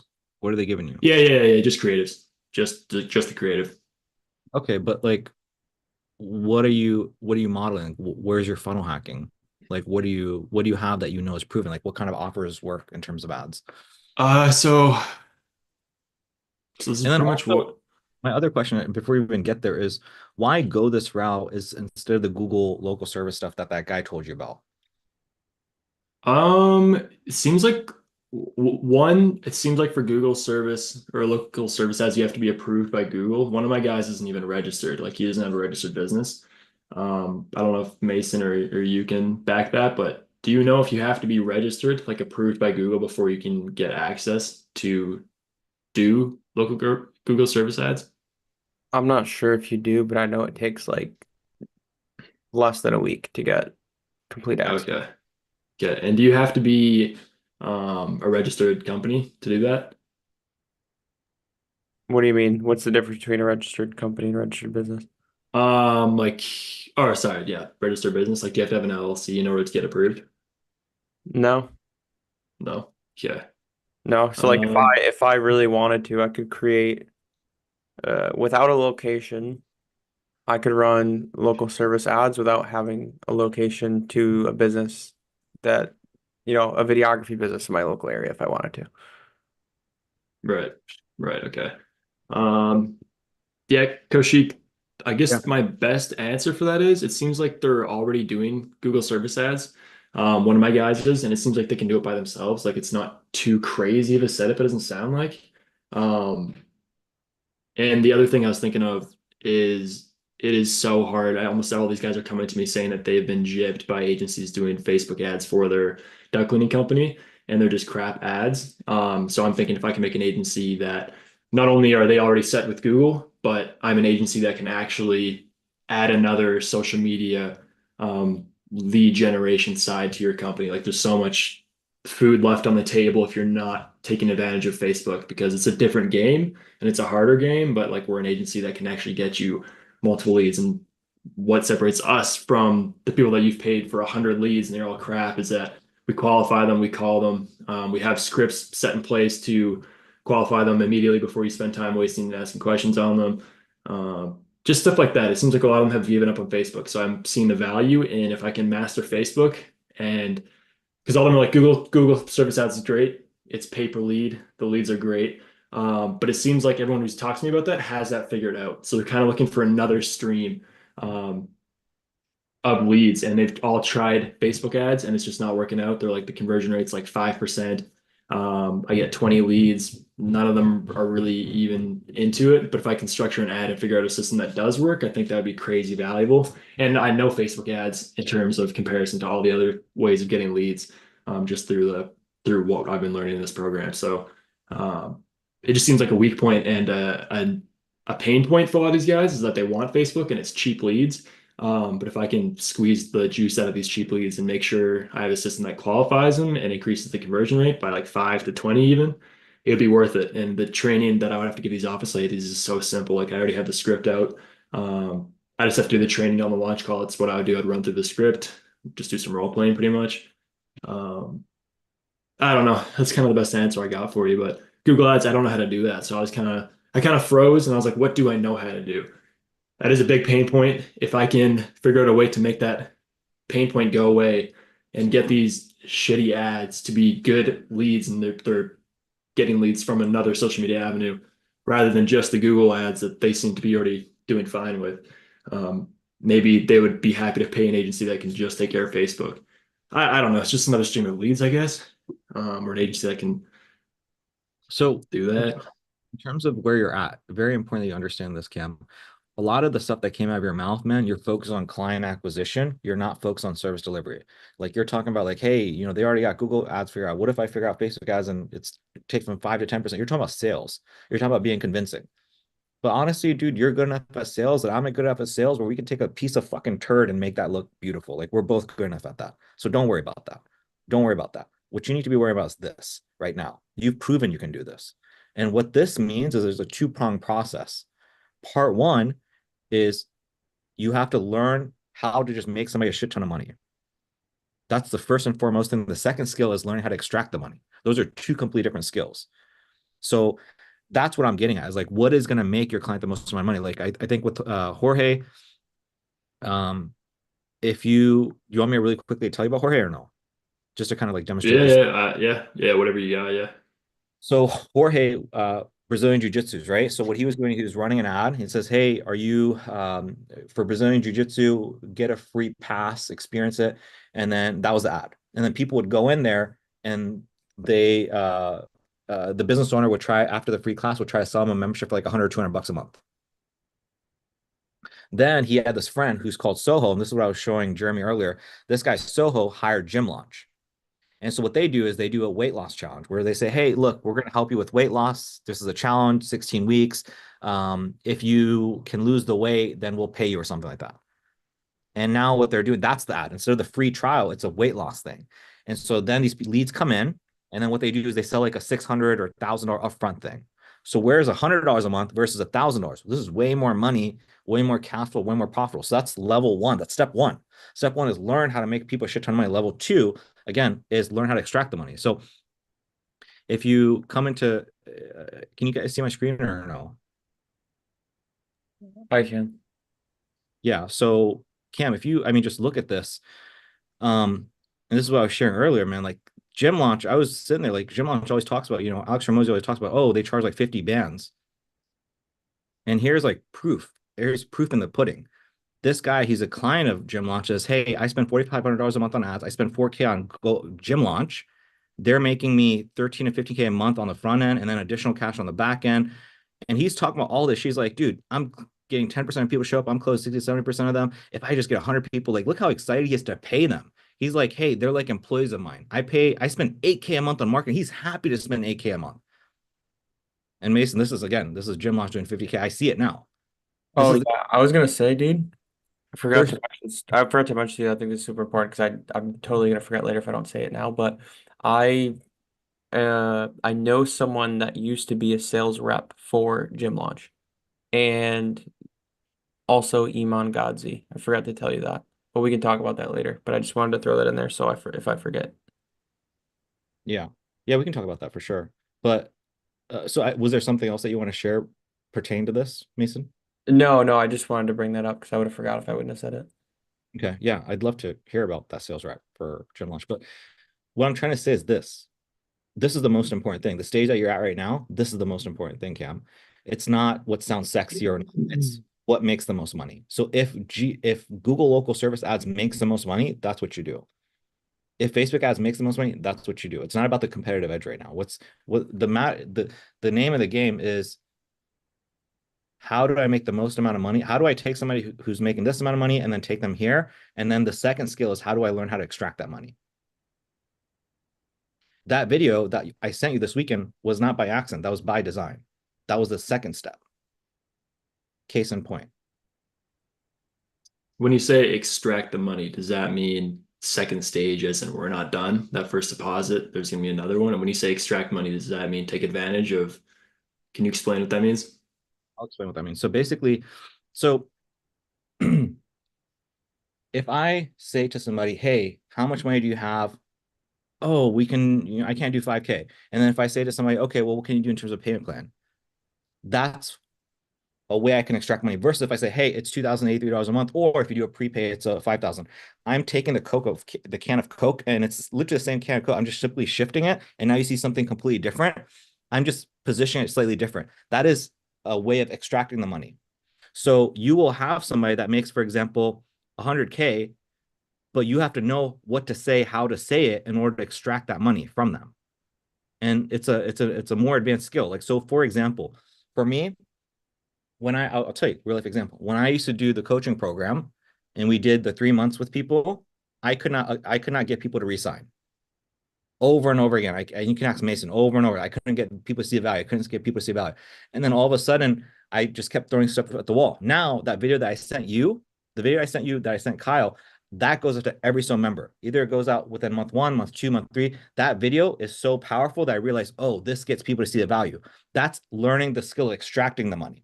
So one skill is, how do I help Cam make a bunch of money? And then now, how do I extract the value that I think I'm worth? So right now, you're at this level where you just have to learn how to make people a bunch of money. Then me and you are going to work together in terms of like, okay, what do the touch points need to be? What videos need to send to somebody? What do you need to do in order to extract the money to get them to pay you more? Do not worry about this so much. This whole extracting money, don't worry about this so much. You need to worry about this. How do I just make somebody the most amount of money? So you've already figured out how to persuade people to get you money. Now you need to learn how to make them a bunch of money. And then the next step is we're going to figure out how to extract a good amount of the money that you're making them. That's going to be down the road. So right now, the question I asked you is, why do this instead of that? What I'm ultimately getting at is, what works the best? That's all I care about. What works the best? What can you make work the best? All right. Okay. Yeah, it does sound like Google service ads is the way to go. But there's so much money left on the table in the Facebook area. Also it's the only thing I know how to do right now. And I got to get these people results. So at the very least, I'm thinking this is what I know how to do, or I can learn to do. Like, I'm closer to that. I just have to figure out just a little bit more of education that I need in order to launch ads for somebody else in duck cleaning niche and see what comes back. It would be nice to see what comes back at the very least. And then in the back end, as I'm getting these people results, because these people have already been waiting for 2 weeks. Like, I've just been schmoozing them, and like we're working on the back end. I keep they're super pumped, and still for some reason, like, I'm keeping them going, giving them like books to read and whatever. Well, and the ATP is still getting ready to get approved. That's pretty much why. And I just figured out how to get that approved. But I'm thinking, if I can get results from Facebook, maybe in the back end, I can take some. The thing is here, and go to Google with that. Or you need to figure out Google 100%. Here's what's brewing in my mind. I'm just kind of thinking step by step. If local Google service ads already work, my first thing that's coming to my mind is the guy that you have that's doing local Google service ads. How much is he spending? And how much is he making? Do you know? No. You need to learn that. If I'm you, some you want to write down, you want to have that conversation with them to get an idea of what kind of return you can make somebody. Okay. So that's the first thing. Two, what my mind would be like, what I would be doing if I were in your shoes is if I would figure that out. If I figure that out, the guy that is not running local Google service ads, I would literally just apply that to him because that shit already works. You don't know if your Facebook ads works or not, right? Do you have any evidence that it works? You have no evidence. But we have evidence that local Google service. So why not do the thing that we have evidence that works? Does that make sense? Mhm. Yeah. Yeah. So you got to have a conversation with that guy, figure out how much he's spending, figure out the ROI, figure out the strategy. You got to make that part of your system for the people, especially that don't do Google local service ads. And if you're thinking like, oh, how would I sell this? It's easy to sell it. People that are already doing Google ads, we get them in pain. The ones that are like getting semi results, and then we can sell them on this. Don't worry about that right now. Yes, Facebook ads is important. Yes, we need to get better at it. And I think you can. I believe you can. I believe we're going to crack the code. We're going to make something amazing. But I was just curious why you went with Facebook ads as opposed to this. That being said, register. So my other thing to you is this: if you can figure out a way that you can register yourself, I don't know if Mason this is possible, but if there's a way that you can like register yourself, it's kind of like the sub account stuff where like you register yourself and then everybody that becomes a client of yours doesn't need to register. I don't know if that's making sense. So you yourself Google service ads. Yeah. I don't know if there's a way to do it. I think this is something that maybe what's his name? I'm on a brain fart right now. Drew. Yeah. I'm wondering if maybe Drew did something like this or built some kind of a system where he can take people on to do stuff like this. I don't know if that makes any sense, Cam. It's This- like it's ranking. It's like rank and rent. It's rank and rent basically. What I'm saying is that if you ever take on a client and they are not registered, you need to have some kind of a system where boom, you can just get them up and running. Yeah. So that's and Mason, do you have any experience in local service ads? Like Google Or Koshik? ads? Yeah, Google local service ads. Like, how complicated is it to learn, or do I just need to get somebody registered and it's kind of just like bang, bang, bang in terms of? You can learn it. You can learn it in an hour. Okay. You Do you have a? Yeah. you might want to reach out to Jeremy, see if maybe there's something you and Jeremy can work out. Because I know Jeremy runs Google ads for his clients. Are you familiar with Google local service ads, Jeremy? Yeah, it's a little bit different than Google ads. It's going to cost a little bit more for them on their back end. They have to go in and get verified and prove who they are and all that good stuff. But I've heard the return on investment is better because, you know, it used to be called Google Verified and they changed it to Google Local Services. So what it's implying to the customer is Google spent a little bit of time figuring out who these people are. So they end up a little bit higher. So if you did a search on Google, you'll see the local service ads above the sponsored. Then you see the map, then you see the organic. Google Academy is free. You probably in a couple hours be certified and they take you through it, how to do it, best practices with their stuff. So, and then you can actually say, oh, I'm Google certified. They give you a certificate and everything. And I found that helps because people think they can just go through YouTube and they know how to do Google ads now. Sometimes they can, but Google Academy will help you. But local service ads are not a whole lot different in the way you set them up and run them than a regular Google ad. There's just a little bit more process on the front end to prove who they are, if that makes sense. Because Google's putting their stamp of approval on them. So yeah, Cam, thank you for that, Jeremy. So if I'm you, Cam, one thing you want to write down, dude, is figure that out. Figure out a way, start dabbling in it. 2, figure out a way to systemize things so that if possible, again, it might not be possible. If it's possible where they're not the bottleneck and they don't have to register, whatever, like see if there's a way to figure that out. Maybe there's not. Google AI helps you find. I would definitely get the client that you have right now that is not running Google ads. I would get them registered. That would be one of the things I do. So those are 2 things. Again, the third thing is figure out the revenue and profit that they are generating, the ones that are running Google, so you can have that research. What else? Okay, that being said, I know we spent a bunch of time talking about stuff that was not related to like your ad. Now let's delve into Facebook ads. Now let's delve into what you have done research on. So I'd love to have a look in terms of your ads, whatever you found Yeah. so far. I mean, it's been pretty minimal. I just kind of feel stuck. Like I haven't really moved in terms of progress for like three. It's been a while since I've got like since I've got my 2 clients, my 3 clients. Um, I've just been kind of like stuck, not really. Amon helped me set up like now I know what to do. So I kind of check the mark off of when I get a new client, I can get them integrated to go high level. That's check marked, which was driving me crazy before. I was like, I don't know. So that's nice to have. The next stage is getting them results. The stage that And you're what at I've right chosen to the stage that you're at right now, there's no, I just created a video on this actually.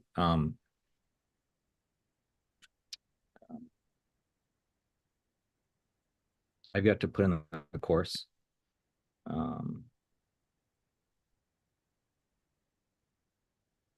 So I think this would help you. you send it on Slack, chat. So how to get your very first client results. So I still have to put inside the course.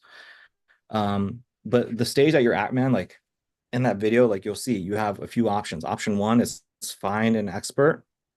The second option is just do research. And you're going to be throwing stuff at the wall and you got to be really creative. This isn't like a cookie cut. There's no cookie cutter thing. There's no, like, you have to think outside the box. Like the free video commercial offer that I had, it just came out of my mind. I spent a lot of time thinking about it. So those are 2 options. Option 1, you pay somebody who's already figured it out. Option 2, you got to come up with something brilliant. And again, you can keep going back and forth and I can help you through that whole process. I just wanted to bring that up, like, in case you're wondering, like, hey, should there be an SOP to follow or a step or cookie cutter thing? There really isn't in this case. Okay. If these ads work, well, then theoretically you should be able to get them working for your client as well. Right. Yeah. So anyways, I keep interrupting you. So you did this research. Yeah. So I've been doing this research. I've kind of just been looking at the likes. A lot of these guys have like matched likes, so they have like 1,400 or like 1,200 followers and 1,200 likes dead even. And I'm like, I feel like they bought them. That's just a weird thing, but there's a few of them that are pretty legit. And I kind of way that I've been doing it is I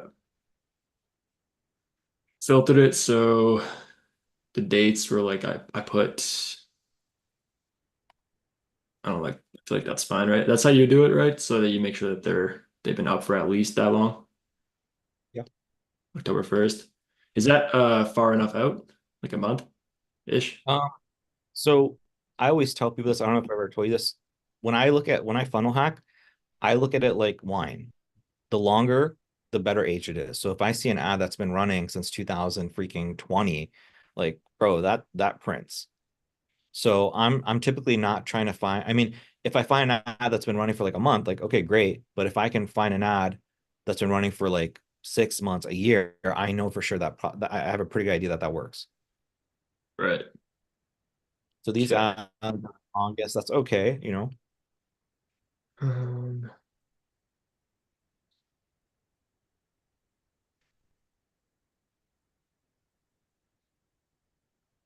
So it looks like messenger ads is what I'm seeing for the first 2.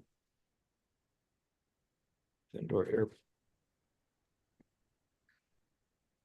What I'm curious about is you said you have something on Fiverr. I'm wondering, where did you get the data from to tell him on Fiverr what to do? I haven't yet, so I kind of hit that. I shouldn't have made the purchase. I'm probably just gonna back out. I think I can still do that, but it's like what industry, like what text do you want to be on each post? I'm like, I didn't think of any of that. I was just hoping I could throw something out there. At this point, I'm kind of just like, I don't know. I would not. Yeah, dude, I wouldn't hire anybody on Fiverr for this kind of stuff. Like, they're not gonna know shit about this. Yeah. Well, I'm just thinking like when I do figure out what I want, get somebody to make it because I don't know how to make that stuff. And I don't want to. That's fine. So is that cool, you think, if I do that for those reasons? I mean, Sorry to interrupt, but what is this Fiverr for? What are you doing or trying to do? I'm just trying to make an ad, like make the physical ad. So this person just makes like minimalistic social media posts or ads. Yeah. I think Aman just like gets his clients to record stuff and sends that to him, and he edits it, or he uses stock images, stock footage. I, I, you know, I feel like Yeah. Yeah, I could do that. I might do that and then just put all the details in the text and see what happens. Maybe I should just But write a the thing, like, script. the thing is that doesn't matter. Like what you're thinking about is like running. We have to crawl first. Like you're thinking about running. You're like, oh, let me hire somebody to create. Well, like, what is the offer going to be? Like, how do we know what's an offer going to be? So, like for me, for example, I thought, okay, at the ad level, I'll get somebody to get a free video. I know that when then they're going to opt in because I need their information. Then I'm going to have an application disqualify people. I'm going to thank you to get them on Instagram. And I just knew because of a previous webinar funnel I had that I can get people to message me on Instagram. And then from Instagram, I was going to push them to a phone call. And I already had an idea of, okay, here's how I'm going to do the bait and switch. So I kind of planned it out in my mind. And you can plan it in your mind or you can write it down and you kind of build it out like step 1, 2, 3, 4, 5. That's what you need to do. So for you, it's like, okay, what kind of ad are people going to want to click on? I don't know anything about duct cleaning. They're going to click on this and then they're going to come here and then we're going to have a conversation with them. And then from there, I'm going to set somebody out there to go in. And then the rest of it, like once somebody steps their foot in, like, all that stuff. That's your secret sauce. That's like what you're good at. But this stuff right here, you got to like, you know what I mean? Does that make sense? Yeah. So this is the script that I have. Right now, it's kind of so I have 2 offers I'm going to try. Like you said, I don't know what's going to work. A lot of these guys are doing $99 duct cleanings, which the end bill at the end of the day is going to be way more than that. It's a bait and switch all the way. So that's one of my clients is cool with doing that. The other one doesn't want to do that because it's closer to a scam, which he wants to step away from. So he's doing $249. So that's kind of nice to have where I can test them both and see which one comes out better in terms of like Facebook. Can you show me Can you show me those $97 or $297? Can you show me where you see that? I don't see that, so I can probably find one if that would. What do you mean? Yeah, like I want to see that. I want to see like people are running that offer to know, okay, Orlando get air duct clean for $99. So yeah, is it like this? Yeah, I don't really have any ads made up, but the offer by itself is $99 with a free dry vent cleaning. And so there's $99 ones. Sorry, you want me to click on it? Click on the video for that one.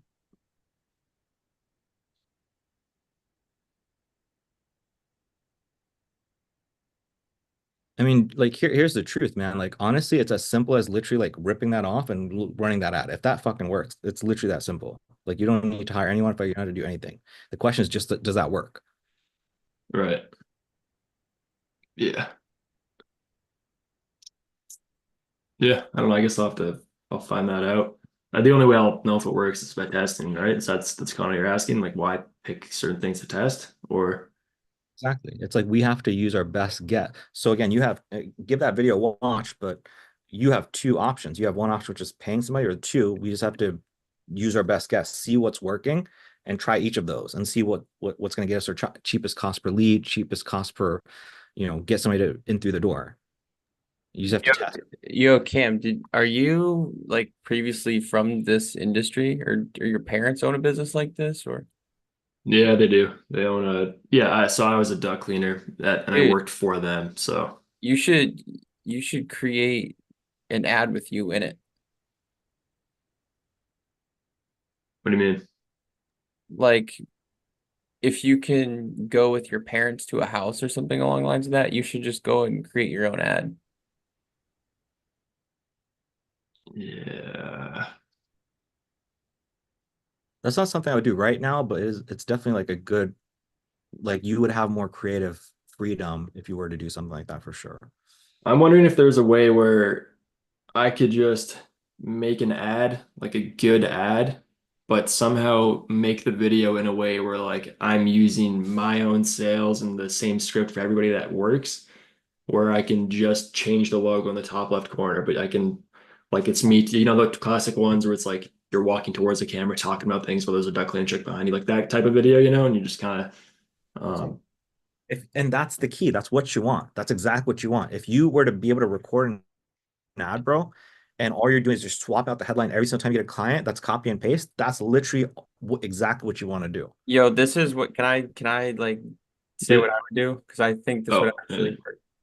So if you were able to do what I just said in terms of going with your parents and going to like a cleaning house or whatever what your parents are doing, I would film an ad, and then in terms of your clients, the only thing that you would change out is, hey, are you from? And then you would type in their location like on the screen. So it's like, oh, are you from blah blah blah Canada and blah blah blah blah blah. And then you film a video. You can have a little script with it, but really call out the local area and then run local ads to that area and be like, hey, this is your home, blah, blah, blah. When's the last time you did this? Or I'd have to script it out for you, or I'd have to figure out exactly what I'd want to say. But I honestly think that those would kill Koshik.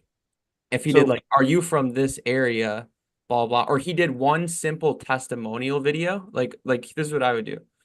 If you could do, dude, I kind of low-key want to like script this out and do everything. But what I would do is I would be like, I've seen ads that work before actually in the duct industry because I had someone show me his ads. But basically, he just had like a huge, I don't know if it was like a bin or what you guys label it, but it just was like a pile of like, you know, I guess I'll just call it like gray matter or dust or whatever.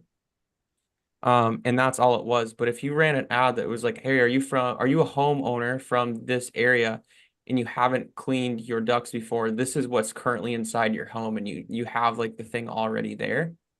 And then what'd you say?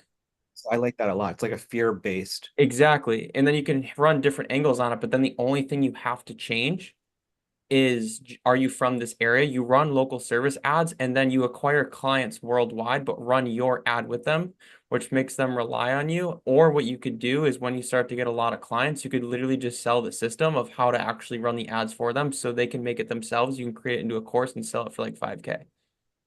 If you think about it, exactly. So if you think about what we're talking about here, Cam, and this is what me and Aman are trying to work towards, is every single person that's here, except for you, Cam, because you're a fast goer, but Jeremy and Rodarte and MJ, every single person here, bro, they ran my gray background and they ran into the funnel with my face. Right? Everybody did the exact same thing. So you need to create the same thing where every single client, you snap your finger, you get them set up in like an hour, boom, you move on to the next client. Yeah, that would be huge. That's why I really like it. The whole ad thing and figuring out what works is killing me. I think, Mason, would you be up to maybe helping me write something out, or something that you? What I would recommend before doing that, right? Before doing that, is you got to figure out the offer first. Here's my litmus test. If I can build an entire funnel with no videos, no photos, just using words. And you can ask Mason, oftentimes I'll do that.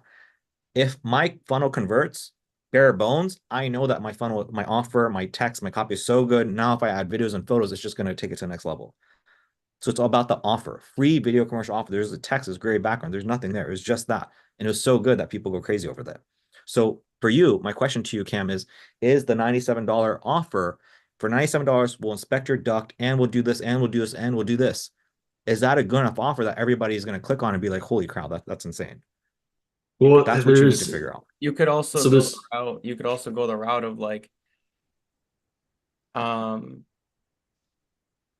if you qualify, or it's like, if your home qualifies when you clean up your ducts and it doesn't fill up at least 2 bags, you don't pay.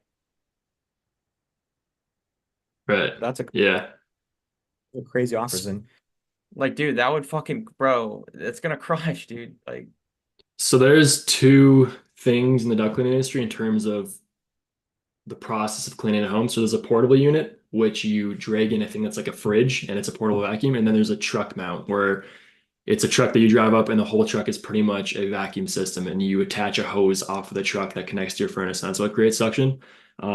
So I would need 2 different scripts. So I was going to go that direction with truck mount and portable, and either way is fine. But in terms of like what does what, or if there's a truck in the back, then that wouldn't work if that guy only had a portable unit, if that makes sense. That's just something I thought I would say. If we were to do that. And the other thing I would say in terms of what's the best offer, Koshik, is there's the $97 offer. It seems like the cheaper, the better. The cheaper and the more things you throw in there, the better. And then, but then there's the other side of duct cleaning where all these guys are complaining about. It's basically what they 'Cause they're say dumb. is it's basically they're a dumb. race to the. They're They say it's a fucking race dumb. to the. Like what? Wait, what are you saying? Like they're. What do you mean? So literally, this is what Aman does. Aman runs a $97. Did you have you seen any of his ads? Yeah, they're just like a shaky, like the more raw it is, the better type thing. So at the ad level, he's just offering for like $97. It's like, hey, for $97, we'll give you a shot of semaglutide. We'll give you vitamin B shots. We'll do this, all this shit where you like, look at it, like for $97, that's like really fucking cheap. And so if somebody opts in from there, they're gonna get them how they opt in from there in the middle. There's some kind of a conversation between AI and phone call. Hey, talk to me about your problems. Why do you want this? Da, da, da, da. Qualify you. Okay. Then they go into the establishment, and then from the establishment, now they're being sold a package. You're going to be doing most likely the same thing. The problem is all these duct clean business owners, they don't know how to do this part. They don't know how to do the conversation in the middle. They don't know how to do the upsells, which you do. You know how to do the upsells. You just need to figure out the nurture. You need to figure out the ad. You need to figure out the ad, the nurture. When somebody tells you, oh, I don't want to do a $97 thing, it's because they don't know how to do the nurture and they don't know how to do the upsells. But you do. Or Right. we're going to figure it out. We know this part. We're going to figure out this part. Right. Okay. Yeah.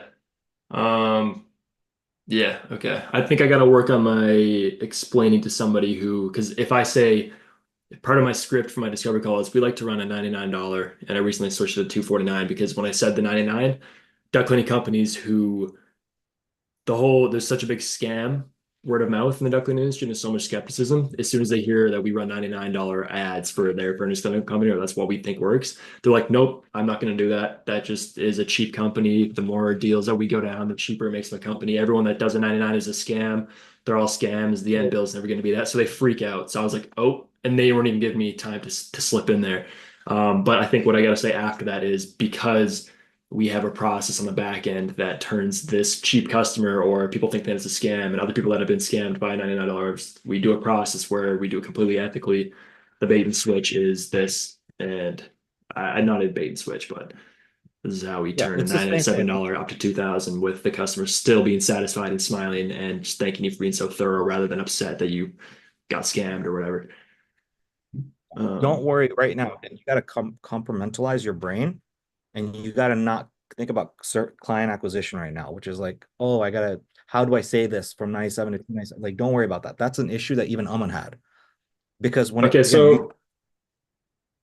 so pretty much my goal right now should be find the best offer that is going to get the most amount of duct cleaning leads into my pipeline and only focus on the process to turn those $97 hot leads into booking a call where they are walking to the house. And then that's when the second stage of the selling begins in my SOPs of what you need to do from knocking on the door all the way to leaving the house.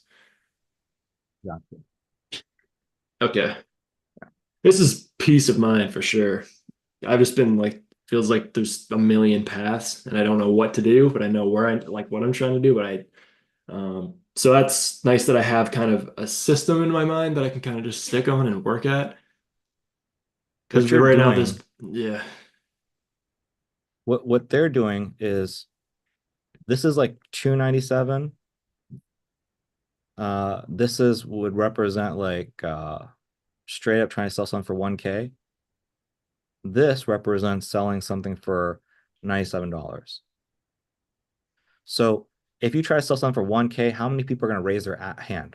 You ever see an ad where people are like, yeah, I sell a 5K coaching program? Nobody fucking clicks on it. Nobody ever opts in for that ever. That's why nobody ever says, hey, thing. So the higher the price point, the higher the cost. So the lower your ROI is. So if you try to sell a $1,000 thing through your ads, through Facebook ads specifically, you might have a 1-to-1 ROI. And even if like, let's say you sell a 1K thing and then you sell a 2K thing on the back end, let's just say theoretically, You're gonna have a 1-to-1 ROI because it's gonna be so expensive to sell this front end offer. If you try to go from this to this, now all of a sudden you might have like a 1, 2. I'm just trying to give you examples. I don't even know what the ROI be. 1 of 4, where you sell this thing for $297, and then on the back end you sell some for $2K. So now every $1,000 that you spend, you make $4,000. Versus this one, you spend $1,000, maybe it turns into $10,000. What you're doing here is you're opening up the floodgates. That's the idea. The floodgates are small here, the floodgates bigger here, floodgate biggest here. So if right now I sell a thing for $47, if I were to change the price to $27, I would get even more buyers. What you're trying to do is you're trying to open the floodgates. The thing that people don't understand, they don't understand how to do this whole part right here, which is all the upsells, the downsells, the nurturing sequence. They don't know how to do that in the duck cleaning game. You do. Right. We're gonna now. You know what to do once you get to the door, which is what this represents. But all the part before getting the door, nobody has figured that shit out. Which, if I'm you, I'll be excited as fuck about that. Yeah. So that's what you gotta figure out. You gotta figure out what's gonna be the best ad, man. And honestly, don't worry about paying anybody for any creative. Like, just do the research and let's run something. I like this a lot. Can I run something by you real quick that's related? So I think the best thing to do is to meet the most value for the least amount of money. That's what's going to draw the most money, like what you just said. The other thing in the duck cleaning industry, because there's so much skepticism, I see an ad angle, and this is kind of what I want your thoughts on, see if that's worth doing or just focus on which one. There's so much skepticism. The person that I talked to, basically what he was running and what he saw was working was the ad is basically just build as much trust as possible, saying that there's a lot of scams out there. We're not this, that. They don't have a price on the ad. The ad is basically advertising, get a quote from us because we are not like these other people. If you've ever had a $99 duck cleaning, you know that the bills can be 100 or what, like more than 99. Just basically tossing a bunch of stuff out there that people have seen. Like if you search up duck cleaning on Google, the first thing that comes up is duck cleaning is a scam. Make sure you don't look at these people because they're fake. Like duck cleaning is so touchy grabby for who believes in it. So his ad angle is pretty much, instead of dropping the lowest price, which is going to be lower quality customers and a lot more filtering, hit them with a quote offer, but the ad isn't touching price. It's, this is why you should go with us, and this is what separates us. And you're not going to get the same experience from us that you got from when you got scammed by those prices, because everyone's seen the price. If you're looking at duckling, you've seen all the 99s. We're different. Basically, it's kind of like, I wrote something down that I wanted to put in that script if I was going to go that direction. 1 second, sorry.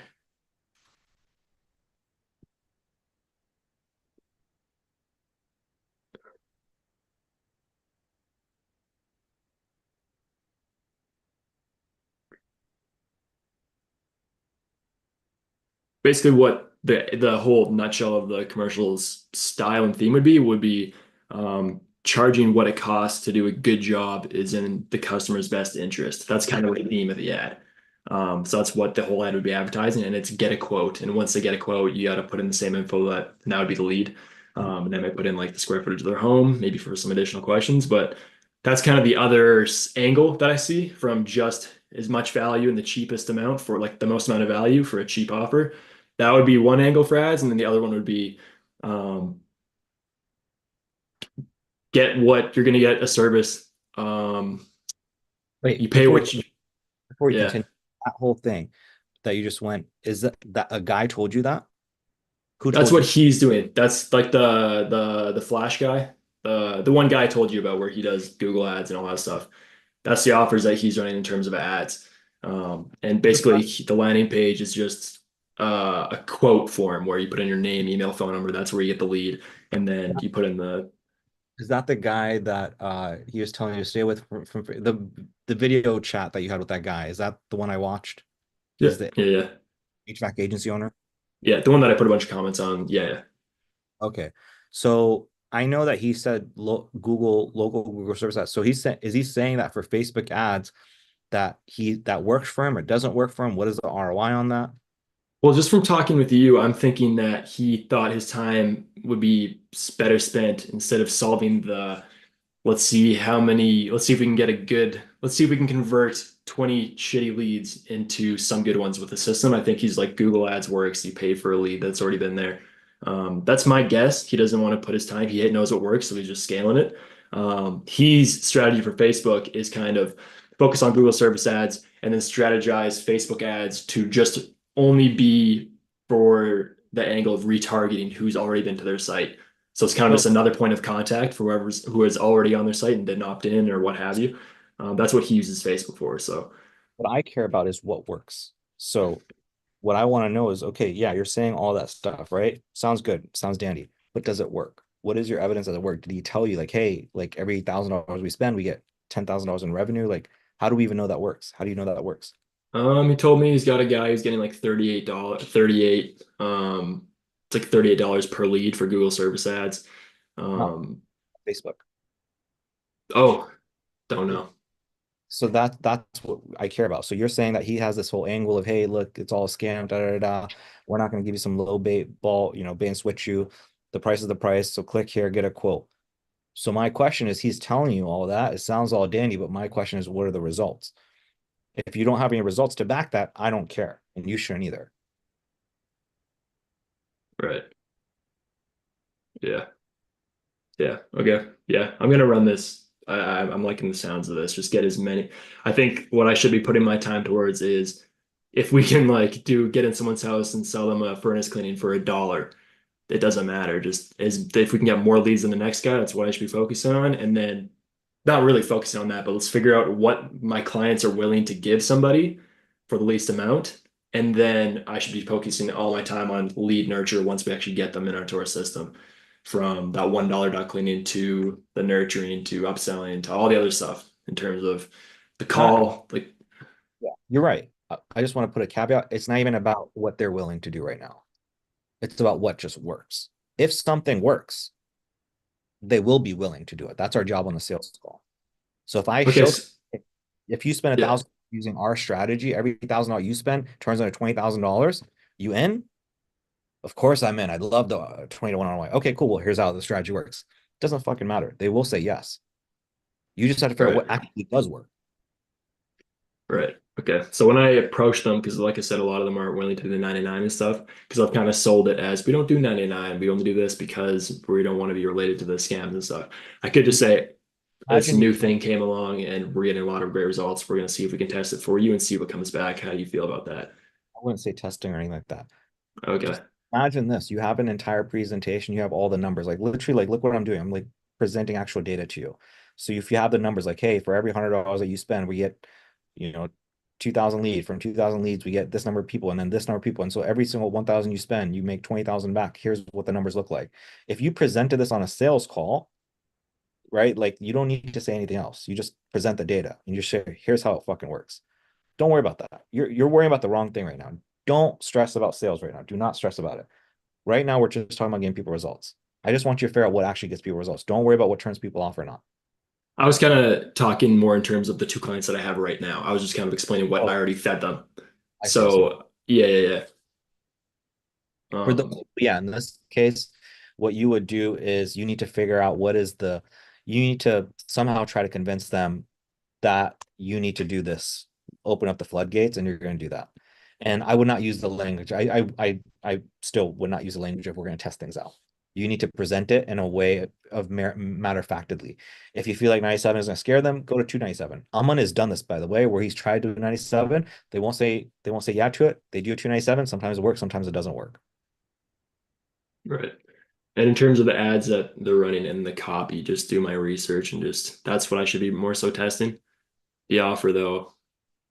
Facebook ads library. So, I'd come in here and make sure you give that video a watch, the one I sent you inside of Zoom. Did I type in duct? Oh, sorry. Duct cleaning.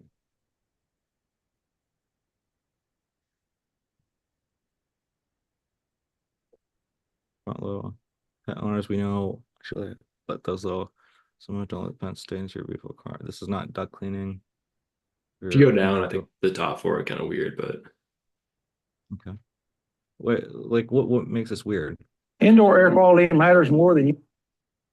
In full experience, super different. What makes this weird to you?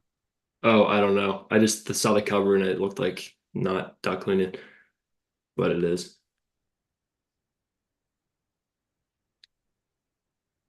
So I don't know if this works. It's a very high quality ad. They put a lot of. You might think allergies acting up, gut cleaning, inspect every nook and cranny of your. Oh yeah, they actually hired a videographer for this one. Still thinking about chimney cleaning, call call now. So it's a call now ad. This one goes to a website, ready for air call. Call now, call now. So Pure City. October 21st. Okay. This is interesting. No upsells. I think this is interesting. Get air duct clean, $99 only, limited time offer. What this deal includes unlimited vent cleaning, air free. So what are you waiting for?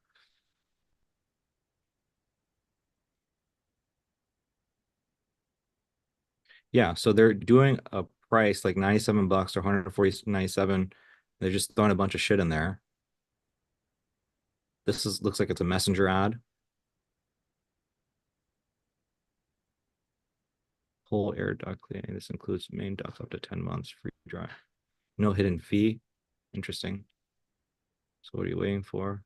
The no hidden fee thing is nice because it wouldn't be a hidden fee. It would be the $97 includes like 10 ducks and a free dryer vent. So there's no hidden fees for what the offer is and why you're opting in. But then once you're there, there's a bunch of other shit that you can service as well. It's kind of yeah. But in terms of no upsells, I couldn't put that in terms of. So yeah, maybe something like this is worth testing. Like it's literally as simple as this, Cam. Like it's literally as simple as you just literally ripping this creative off, copy off. You can get that shit launched literally after our coaching call today and see, hey, are you getting $5 leads? Are you getting $10 leads? And then once you are, it's like, okay, great. I'm getting leads. This creative is working, this copy is working. Now let me figure out the next step. What needs to be said in order to have a conversation, get somebody to say, yeah. So maybe we scare the shit out of them on that phone call. Like, hey, like, do you have any, I don't know what you would say. You've been in the game longer than I have, but I'm sure you could scare people and say, hey, allergens, this, that. And then, oh, yeah, we definitely need to get somebody in through there. Now they say, yeah, now you get your person through the door. And then the whole song and dance once they are there. So Right. it'd be literally as simple as that, man. Yeah. I mean, you could take some, like, if I were in your shoes, I would literally rip this off. I would test it. I would literally rip this off. I would test it. Rip the video off. I would test it. I'm seeing the same thing over and over. I'm seeing that. I don't know what this is going to do. This is I don't like that though. The link is incorrect. Close this window and try again differently. That's not a good sign. How long has this been running? October 21st. Okay, that's today.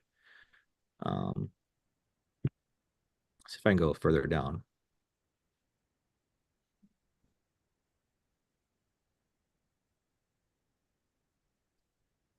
That was one of the things that I kind of told them too. I was like, just when I think what you told me, like the offer speaks way more than an aesthetic ad or, yeah, especially on Facebook.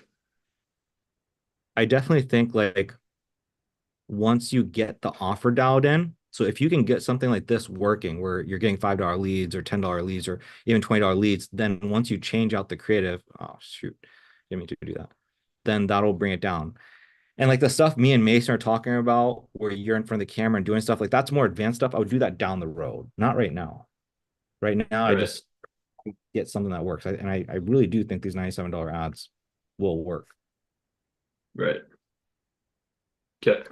Yeah. And then the other variable though that I'm seeing here is that sometimes what I'm trying to check for right now is like which one of these go into like a messenger versus which one of these like go into like a funnel versus which ones are like lead forms. Like you have to test that variable as well.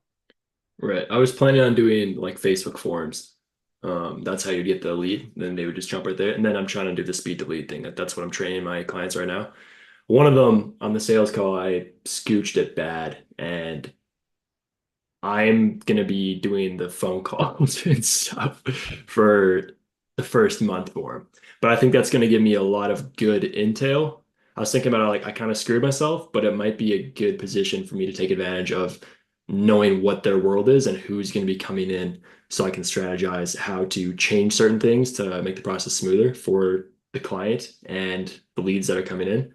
Like who's coming in, what should I change in the script that a lot of people are stopping on, I'm just gonna learn a lot, I think, in terms of what the customers are at, what the leads are saying when they hop on the phone regarding what offers and all that stuff. So it's gonna suck, I think, for the first month. Because that's a lot of time. Hopefully it's a lot of time. Hopefully the ads are working well, but in terms of calling these leads, it kind of blows. Yeah. No, it's fine. It's a learning. You need to learn, right? Somebody's got to learn one way or another. So, I'm seeing more like HVAC stuff now. Limited time offer, 40% off of air duct fire. Easier, unlimited events, unlimited docs, no hidden fees. So yeah, I mean, I'm seeing some. I mean, try lead forms, try some stuff that goes to Messenger. I would do both actually. Yeah. I suggest trying Messenger because I think what's going to happen is when somebody does a Messenger, they're going to go into your DMs or PMs and you can actually have a conversation with them. That's something worth testing. And then from there, you could probably push that to a phone call or get them scheduled in. You just have to test it. But the main thing to understand is just like this, the pattern I'm seeing is, hey, there's a low price and they're throwing a bunch of stuff in there. So whoever tells you it's a scam, they don't know what the fuck they're talking about. Because if it's such a scam, you wouldn't have all these businesses doing the same thing. They just don't know how to fucking make it work. Right. They don't know how to drink. They don't know how to do the selling. They don't know how to do all that stuff. They're lazy. And that's why, yeah, they're just lazy. Straight up. They're lazy. They haven't figured it out. Okay. Yeah, a lot of them are saying it's like unethical and stuff, but I'm like, Bullshit. whatever the offer is, that's what you're sticking to. What the profit is on what you do after that you're in there for the offer. It's your job. It's your job. It's your job as the agency, or it's your job as the coach. It's your job as a consultant to rewire their brain to believe it is ethical. That's your job. And you will get better at that process. Me, for example, I always tell people, I joke, hey, you're using my face. Nobody cares. If anybody does ask you, here's what you say, LOL. Like you will get better at training these people. Right. So yeah, I'm seeing a lot of message now, man. A lot of message nows. So yeah, it's this simple, man. Don't pay anybody anything on Fiverr. Rip something off, just do it. Just see what happens. Okay. Okay. And in terms of the data that I should be doing, how do you run, or how do you recommend to collect all the data in terms of the spreadsheets? What do we call that? KPIs. Is it just the same as I do it for myself, but I just got to manually go into all those and do like 10 accounts before I go to bed or something, like update it, or for our checking calls? So I don't know that's a question you got to ask Aman and kind of just learn from him of what he's doing. I don't have an answer for you in terms of what you would do for them. I think Aman has like set up a lot of automations where, let's say somebody becomes a lead, this person becomes a lead, that information automatically goes into like an Excel sheet and it updates. And then yeah, he's got set up where like, okay, somebody clicks there, they opt in, automatically goes into Excel, and then from Excel, somebody will like move things around within Excel, or they'll move things within like Go High Level. And when I say someone, I mean the client. So the client will move the things within Go High Level, or the client will update their Excel sheet. You'll figure that out as time progresses. I mean, have a conversation with Aman, I would say. You'll get better and better at that. It's not going to be a hit out the park. You're going to refine things as time progresses. Good. Cool. Okay, so my last question would be for you to kind of, if you could just tell me the steps on what you think I should be doing here. So step one would be find the lowest. Step one is the Google stuff first. Just learn about that.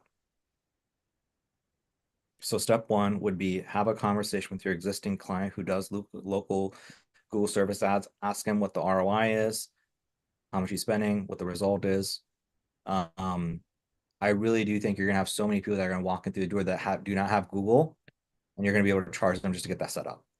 Or they're doing a poor job and you're gonna be able to do a much better job. There's so much money on the table just there for you.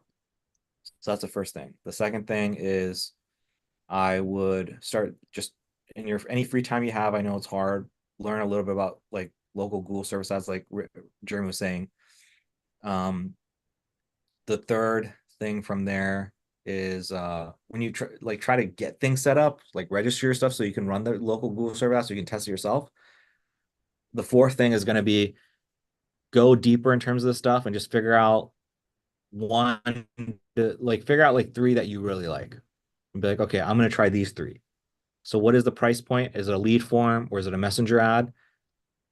And have a conversation, then have a conversation with the business owner and confirm like, hey, here's what we're going to be rocking with. We've got the system set up. Just want to confirm you're good. Here's what's going to happen. People are going to click the ad. They're going to go here. Then they're going to be nurtured. And then this is going to happen. This is a rough, this is ideally what, this is what the ideal situation is going to look like. Just confirm that they're good to go. Then the next step is then just launching it. And when you launch it, you got to really be in the trenches. Like you got to be working the leads and just figuring it out. Because they're not going to figure out what needs to be said, what needs to be done. You need to figure that out. Right. So for the launch call for the first lady, they have an office lady, like it's a husband and wife. She's on the phones. So I'm going to be sitting down with her and taking like 4 hours out of however long it takes to run her through exactly what she needs to do when a lead comes in. I have a script for her, like already lined up, that I'll just copy and paste for all my people, depending if they have portable units or truck mounts. That's the only difference though. It stays the same other way. Other than that, is she the one? Are they the ones where you're working the leads for the first month or no? Nope. No. So that's what I mean. She's kind of working the leads, and then the other one, I'll be taking all the phone calls and organizing and Go High Level and all that stuff. The other guy's familiar with Go High Level, so he's already got the mobile app and stuff. For her, I literally got to show her how to download mobile and desktop and run her through exactly what's going to be happening, what she needs to do when this happens, move them here. The latest that you need to have this conversation with these people. What is the latest you can push this off to? I have a date set for Wednesday. Okay, here's what I want you to do. Before you tell them what's going to happen, I want you today, do the research today, and I want you to launch these ads tomorrow. I want you to spend a good amount of money. I'm talking $50 to $100 per day per ad. Figure it out. Sorry, wait. One more time, hit me with that. Yeah, so before you tell her, hey, here's the script, here's everything, because you don't know. This is gonna make sense to you down the road. I think that this is just not fully clicking, and it will click later. Like this advice I'm giving you right now. Today, do the research, come in here and kind of figure out 3 things that you really like. Okay? One's maybe going to be a message. Copy ads. Yeah, like the whole thing. Like just pick one of these. Like be like, oh, I like this one. Or, oh, I like this one. Or I like this one. Pick like 3, okay? And have them be different. Like one is a lead form, one goes into messenger ads, like, yeah, and then maybe one goes into funnel, okay? And then when you pick these 3 tonight, tomorrow, launch them. Like literally you can screen record, rip this off. It doesn't fucking matter. Nobody cares. Rip this off and get it launched. Create some, if you need to create some kind of fake Facebook page and a fake Instagram, do that. Or run it from yours. It doesn't matter. I mean, it's going to be better if you run it from like a fake Facebook and a fake Instagram. That's going to be much better. But run it tomorrow, and each one, like these 3, like run $100 here, run $100 here, run $100 here. And then you're going to have an idea by the end of Tuesday or even beginning Wednesday, what works, what doesn't work. You're going to have a much better idea. If you spend $100 here, $100 here, by $300, you're going to have an idea. Then you're going to be able to present them. Okay, because then you're going to know, are you going to do a lead format? Are you going to do a messenger ad? Are you going to do this one that goes in a funnel? Which one of these worked the best for you? This one worked the best? Okay, this is the one that you're going to tell her that you're going to be running. And if this is a messenger ad, then the train that you would give her a phone call doesn't even make any sense because it's an ad that goes into a messenger, the conversation side of the DMs. So she needs to get trained on how to do the DM conversation. So this will make more sense. If you're confused right now, just trust me. Find 3 that you really like. You can launch those tomorrow, and then you'll see. And then in terms of the results, how do I even know what happened? Do I hook it up to Go High Level? Like that, I'm confused about how I'm supposed to. I know how to launch the ads on my ads manager, but after that, how do I know what worked and what didn't? Just off the Facebook statistics, or do I have to hook? Like, how am I supposed to? Yeah, I feel there's a lot of stuff I got to figure out. That's a lot. It sounds like in my head. So you have to make it depends on the kind of ad. So messenger ads, like this is a messenger ad. I can read the results. I can trust the results. So I know that these are accurate results from Facebook. If I do a lead form ad, I can track the results. These are fine. When it comes to an ad that goes into a funnel, you're gonna have to look at Go High Level, the back end of Go High Level. That's how you're gonna be able to track it. And I don't actually have to nurture any of these, right? It's just I just need them to be a lead. I need them to be tracked as they made it through the ad. If I were you, I would get the lead. I would keep the data organized, and what I would do is I would track them. So let's say this one is your Facebook lead form. This is your messenger. Let's say this one goes in a funnel. I'm going to see, so maybe this one gets, when it comes to leads, this one gets a lot of leads here, leads, the worst. But then when it comes to conversations, you know, this one is like here, conversation, this one's like here, conversation, this one's like here. So this is like the worst, the highest cost per lead, and the conversations once I get them are super low. So I'm going to not do this one. This one gets me cheaper cost per lead, but the conversation are bad. This one gets me more expensive cost per lead, but the conversation are great. Okay, I'm going to rock with this one. So you have to kind of make a decision overall. Yeah. Yeah. Okay. And in terms of conversation, so that does mean I actually have to call them and yeah, just so I'm just gonna follow my script and make up a random business name and say I locked you in for whatever. Just talking. Yeah, and these and you can honestly do it for your client. Actually, that would be great, because then you could just fucking hand it off. Your clients will be so happy. Like, hey man, we already had a few conversations. You can record yourself, by the way. Here's the other thing I would do. I'd record myself, so you can hand those trainings off to your client as well. Like, hey Bethany, on our launch call, we already actually got you 10 leads. Here's some call recordings. We're gonna keep feeding these over to you. Yeah. Cool. Yeah, I've already kind of like embedded in them that like I'm gonna triple check with them before I do anything. And in terms of like what, because they're gonna be like, well, what the hell kind of ad did you launch? And be like, yeah, it doesn't matter, even though it wasn't. It's like, you know what I mean? So I've embedded a lot of trust in them. So I'm like, yeah, a launch call before we launch anything. It's just gonna be your face on the brand, right? So we don't want to do anything without you giving us the go ahead. Like literally a tiny details is what I've told them. So if I do that, they're probably gonna be asking a lot of questions, and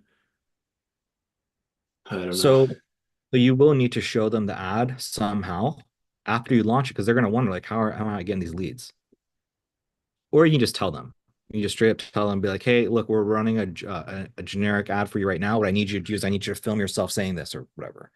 I don't know. I don't know what that is going to be. You got to do the research and then come back to me and say, hey, Kaushik, these are the ones I'm running, and I can give you feedback from there. Good. For now, just worry about one thing at a time. All you need to worry about is pick 3 that you like, run them tomorrow, and then just keep me and Mason up to date. Yeah. And then just work those leads. Do your best to work them tomorrow. Madman. Be a madman, work those leads. And then from there, we're going to just stick to one. Like, okay, Kaushik, I want to do the lead form ads, or Kaushik, I want to do the messenger ads. Okay.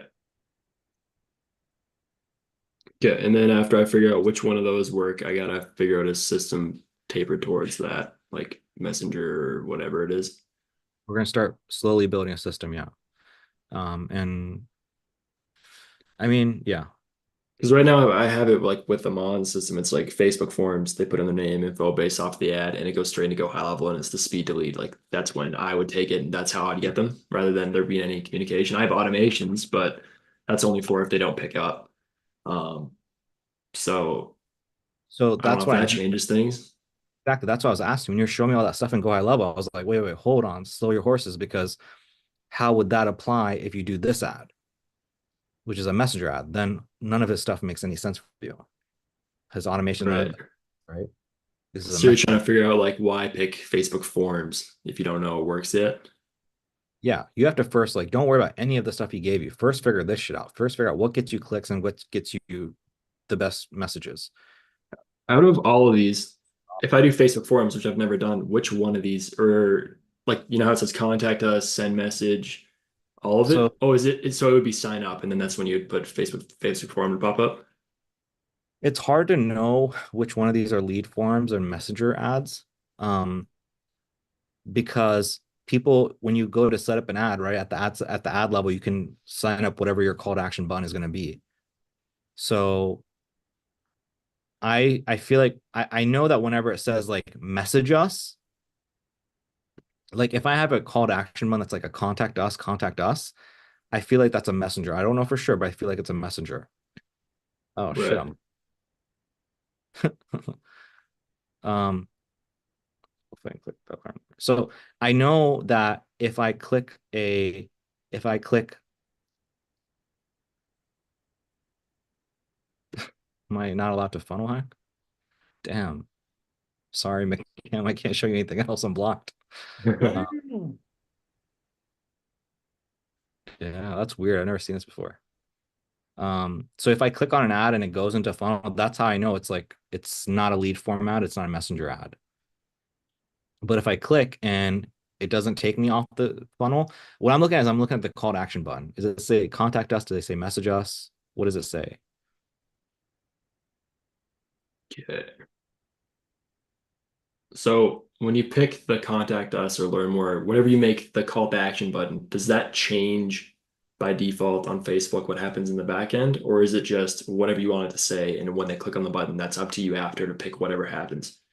Yeah, you get to pick the button. You get to pick whatever you So it's want. just it's so in terms of what button you pick, it's just visuals for what you want them to click on, like what you want the contact or the call to action button to be. It's just visuals. So whether you say book now, learn more, whatever, you get to select that at the ad set or at the ad level whenever you set up an ad. Right. And then what happens after? It's That that's depends. completely separate That's crazy. from okay, gotcha. So that's why I was confused. I was like, if you hit book now, is it like by default the calendar's gonna pop up depending on which one you pick? That's what I was trying to figure out. So I was like, how can you Because so for Oh, example, so what I'm testing pretty much is just oh god, this is gonna suck. Ugh. I'm hungry. It's just like information overload. I just feel burnt. And I feel like I haven't gotten anywhere. so you're Oh testing no, out. we're good. We have gotten somewhere. I have something to do, but I know it's such a it's tough because coming from like the other stuff before, I like to hold a hand, and that's what I've been used to. And God, it's nice. You're just getting from like the next step to the next step. It's been done before, works, but now it's kind of like I don't know. I just feel like I'm stranded. It's really tougher, but we gotta. This is the part where you gotta figure shit out, man. Unfortunately, there's no. yeah. So what you're testing between, man, is you're testing between offers, which is $97 for this or $297 for this. I would say instead of saying the offer, I would just say like straight up the ad. So this ad, this ad, this ad. You're straight up testing which one of these three work the best, and you're gonna do it the exact same way, same price point, same copy, same creative, same everything. And those Just three, change the call to action. So what I'm saying is that you look at everything holistically. So if I look at this, for example, man, this is so annoying. If you go incognito, would it work?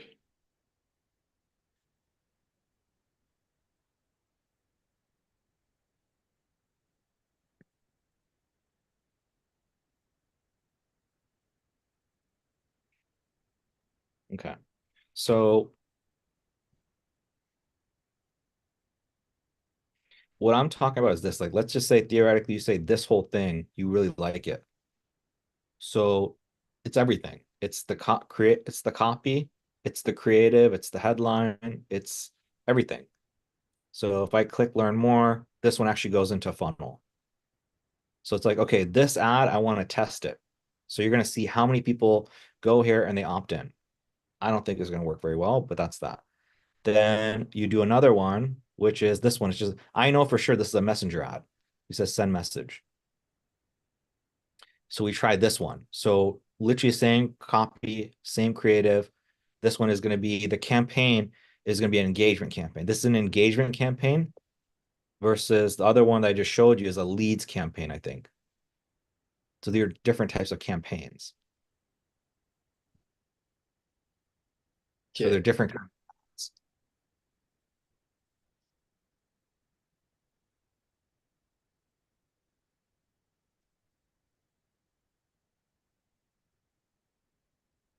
Based off of your experience and just, I don't know what you think, which three would you recommend in terms of just the call to action? I think what's going to work is going to be a lead form ad for you.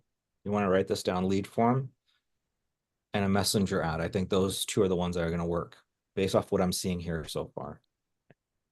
Lead form is just, it could be Facebook forms. Yeah, lead form, Facebook form is the same thing. Okay. And a messenger ad is the one where they click on it and it goes inside somebody's DMs. DMs or PMs. Okay. I feel like those are the two that actually work in this industry from what I've seen. Okay.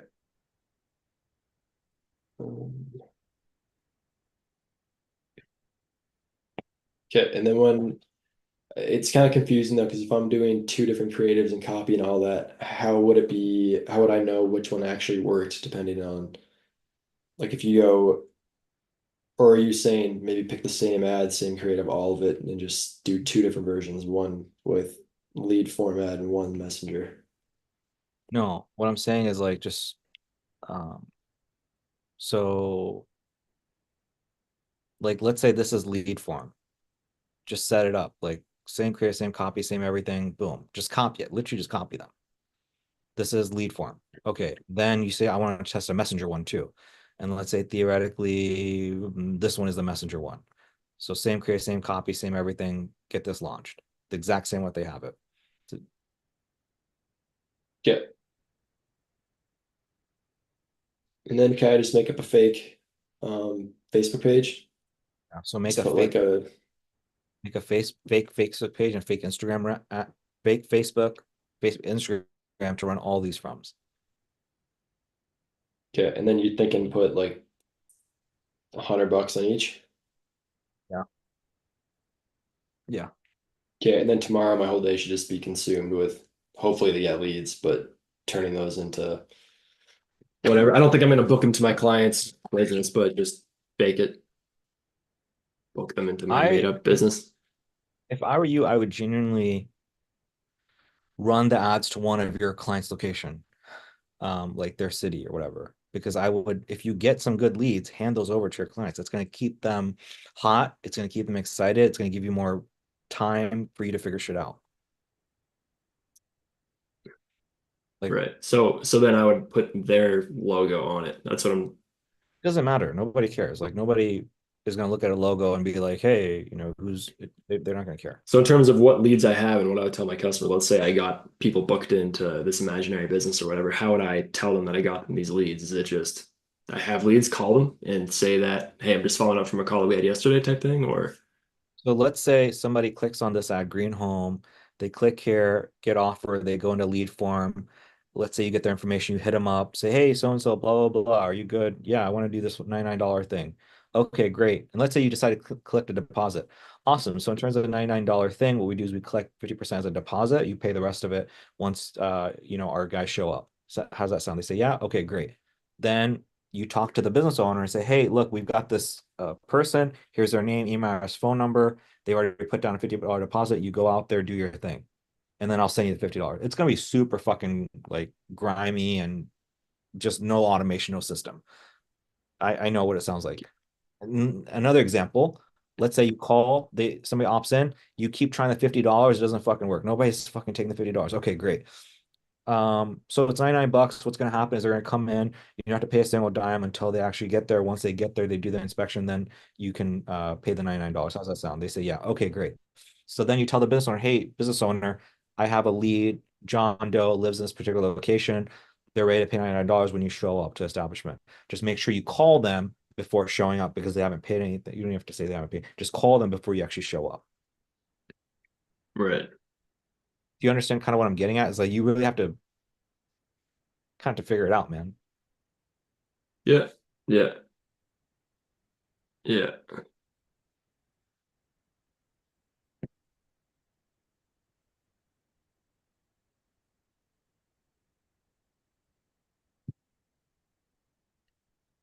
Yeah.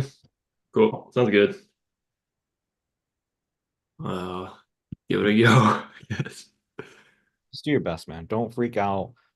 These two clients, again, dude, nobody keeps their first clients. Like, take the pressure off and just be like, hey, dude, I'm fucking just figuring shit out.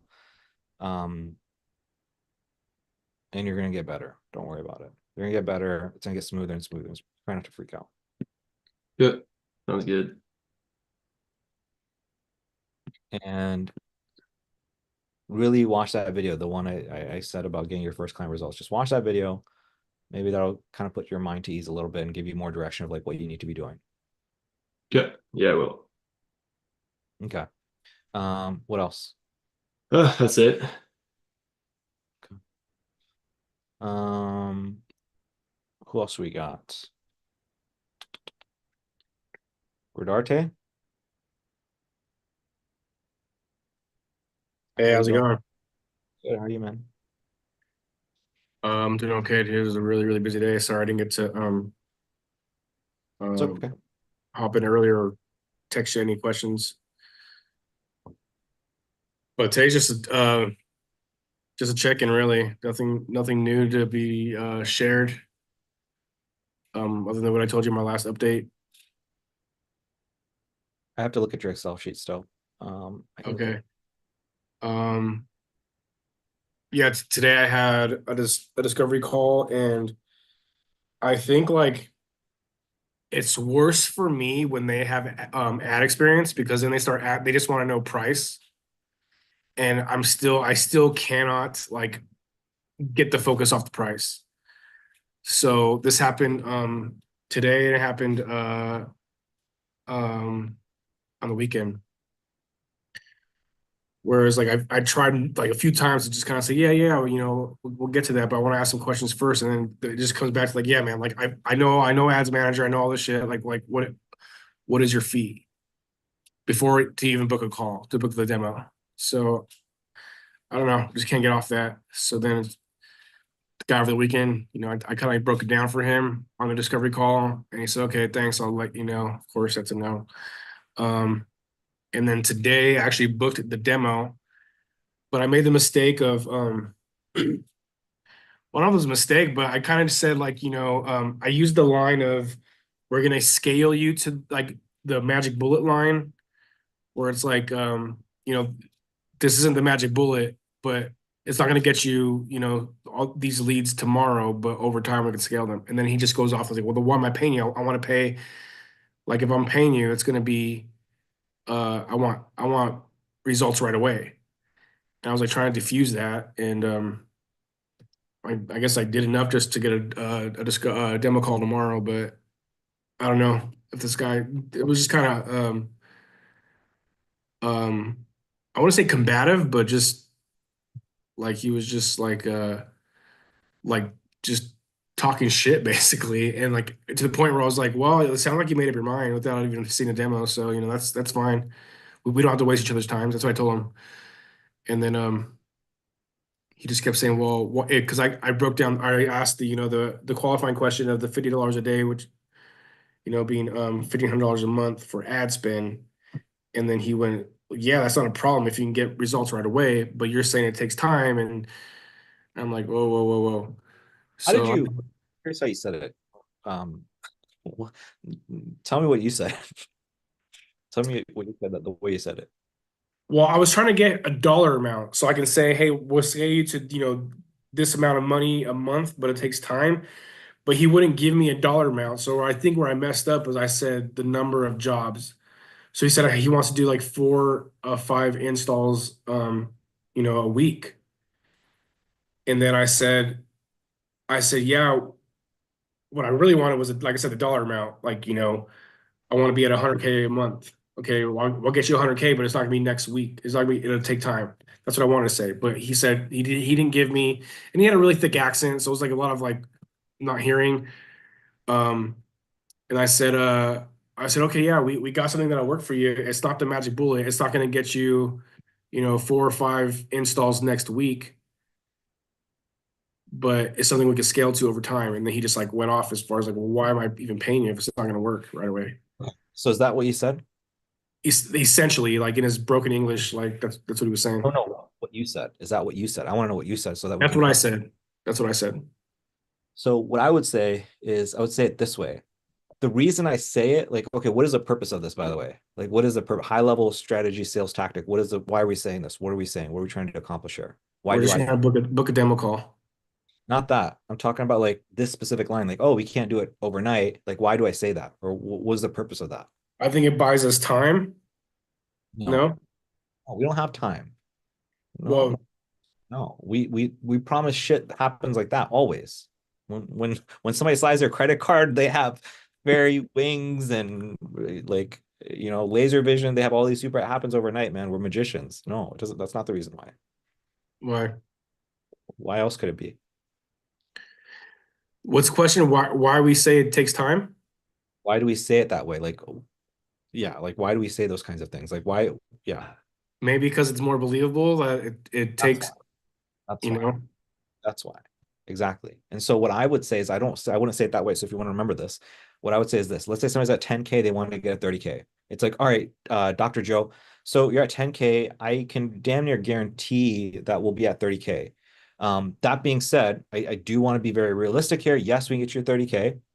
I want to be very conservative here. I feel very confident we can get you at 30K.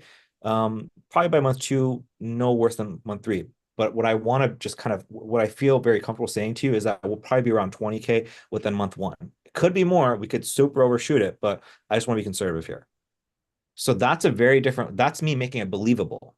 I do that on purpose. So if somebody says to me, if somebody might say to me, oh, I'm at 10K, I would love to be at 30K. But really, I know, here's the thing. Somebody's at 10K, they say they want to be at 30K, but I know in their heart, they would be happy at 20K. So I'm saying, hey, man, I don't know that we can get you to 30K right away. But I feel pretty confident at 20K. What do they think? They're like, fuck, dude, please. So I'm making it believable. I'm trying to not the only reason I use that line, the only reason we want to use that line is so that they don't think that we're like scamming them. So we're making it too good to be true. That's the psychology behind it. So just so you know in the future, moving forward. So I wouldn't say, hey, yeah, we can help you get their overtime. Don't say that. We can help you get the overtime. Don't say that. Say, we can definitely help you get to your end goal for sure. No problem. See the difference there? We can help you get the overtime versus, hey, we can 110% help you get to that goal for sure. No problem. I just want to be conservative here. It might take us 2 months. Well, I mean, we'll get there, but it might take us 2 months. I would say for month 1, man, maybe shoot for $20,000. And again, it's got to be a high number. And you would only do that if you have, it's a tool that you use when it feels appropriate. You don't just randomly say it. Like if I have somebody that's just like, oh, dude, this guy just give me really big numbers and all this stuff, I'm going to try to bring them down to earth.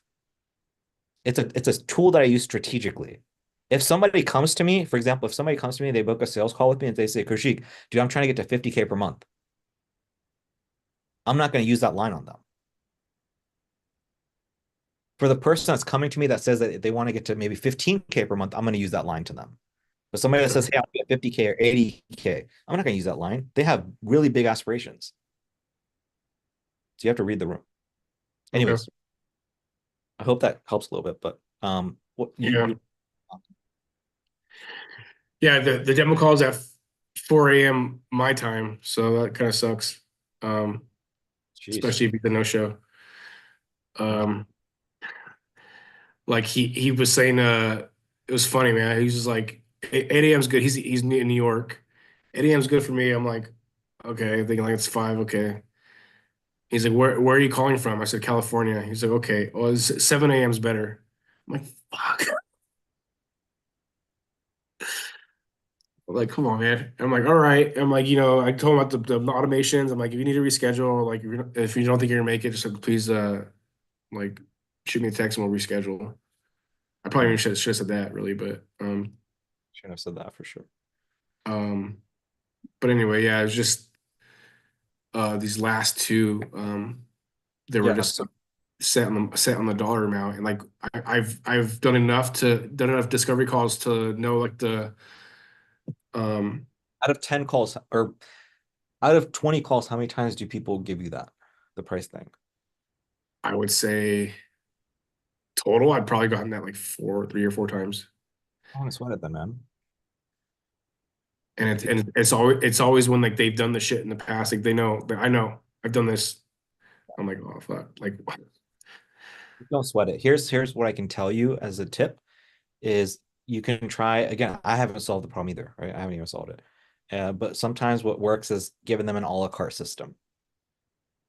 which is like, okay, well, yeah, for sure. What I can tell you is that it just depends. It depends on whether you want to work with me directly or do you want to work with a coach? Do you want to do it for a month? Do you want to do it for 3 months? Do you want me to set up the ads for you? Do you want to set up the ads yourself? So it's really an a la carte system. You can kind of pick and choose what you're looking for. Now, here's what I'll tell you. On the high end, I'll give a ridiculous number. It's going to be 20 grand. Now, it's not what I'm not saying. I'm not saying that that's what you need to be paying. I'm just giving you the absolute high end. But for people that work with us, what I simply ask them is if they can afford to spend $50 per day.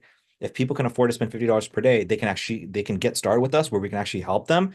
From there, they can ascend up and get other packages if they want to. So can you afford to spend $50 per day? They say, yeah. Okay, cool. Well, then I think, we're going to be able to find a package that's going to work for you. Okay. I give that one a shot. All right. As far as updates, that's really it. There's nothing really happened. Tomorrow I'm gonna go down to all my opportunities and just like call them the ones that blew me off and just see if I can get a demo booked. I have to go through this actually, make sure that that's right, the numbers, because it's showing 72 total, but on my opportunities on Go High Level, it's 73. So I gotta see Okay. where I'm missing one. Yeah. Sometimes the numbers vary a little bit. I wouldn't lose too much sleep over that. And then I want to like, I haven't gone through and see, like go like who was the no show and who was whatever. I haven't done all that yet. Yeah. I think that once we see the no shows, that'll give us a better idea. Your book calls, $60. Okay, that's great. Live calls, $100. Not bad. Live sales calls. If your live sales call is like double this price, it's about cost per sales meeting. So sales meeting booked, that's just they agreed, and then like the live sales calls are the ones who showed up, and the rest are no shows, right? Am I reading that right? Yeah. So live sales calls are 10. Your cost per live sales call is 400, $500. Yeah. So what this means is that if you're spending $500 for a sales call, that's 5 times 5 is $2,500. It's going to cost you $2,500 to make one sale because typically people are closing 1 out of 5. That's really expensive. Yeah. I would bring this down to like $1,500. So $1,500 is 1,500. Bring what down to 1,500? So 1,500 divided by 5 is 300. So if this number was 300, 5 times 3 is $1,500. You close one person, you spend $1,500. That means that, on the front end, you're not making money, but by month 2, you're making money. Okay. That's what a lot of agencies are going to do. Obviously try to get even cheaper than that, but yeah. Yeah. On a different note, Yeah. I was talking with my cousin and he's in the timeshare industry. And he was telling me about like, how they get their leads and like they basically buy a list of leads that's shopped around to everybody. Mhm. And I'm like, well, that kind of sucks. So anyway, he wants me to build something for him. So we're gonna kind of see how that goes. But yeah, so I might be doing that kind of like on the side to see how that part goes. See, specifically, he's in the timeshare exit industry, so he's like looking for people ready to get out of their timeshare. Oh, okay. Yeah, that's a massive industry, I think. There's like So do that. yeah, it's like I mean the sales are like each sale can range from like 35 to 4,500.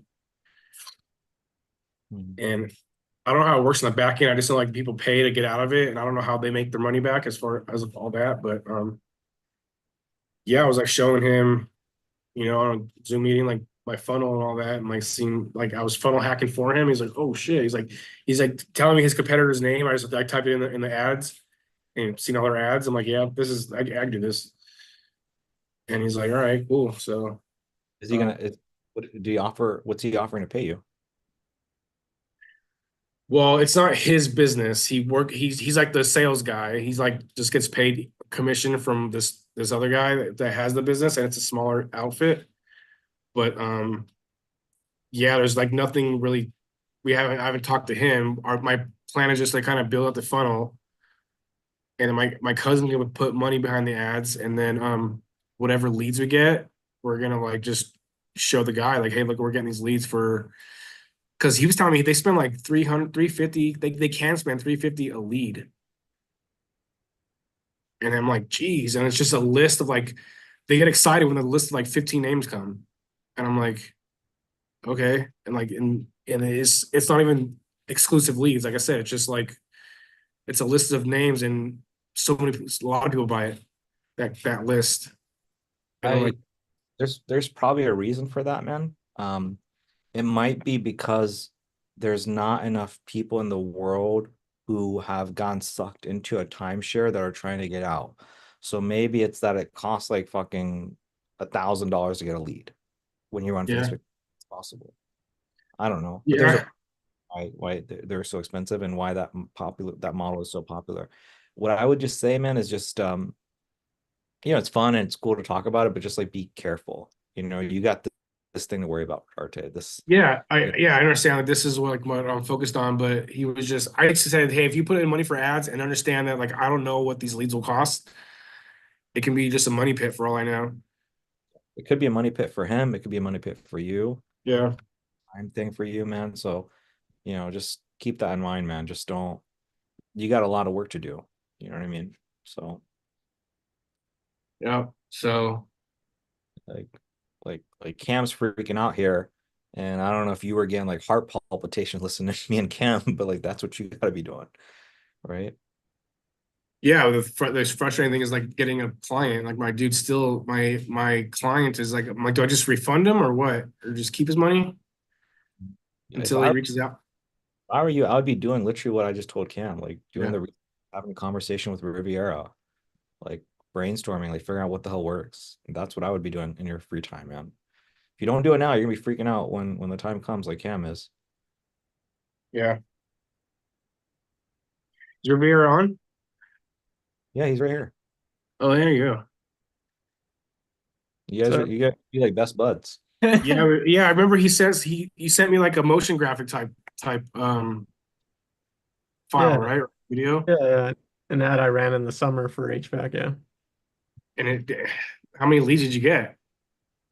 I'd have to go back into the old thing, but I think I only ran it for like a week and I only got 3 leads, but 2 out of 3 were for a like full install. So okay. I just honestly, yeah, I think around that time the dental picked up. So I was like, this is kind of a side project and I'm doing it in a weird way, making a fake HVAC company, and I kind of dismissed it. So I just went back to doing the dental, but yeah, I was just kind of scratching that curiosity part of my brain. And then once I realized it, I actually take a lot of time, I just went back to the dental thing. Okay. I ran an ad with just an image and I got 6 leads. Using that image? Or it was just an image I created on Canva. Like I just kind of like okay, cool. Create like this just generic image, and I ran that and the leads were like $18 a lead, less than, except for 6 of them. Oh, nice. That's not too bad. I mean, yeah, I just kind of like didn't know. How much were your leads, Riviera? I'm gonna jump into it right now, because I'm actually curious too. Northridge HVAC. Rodarte, Riviera, Cam.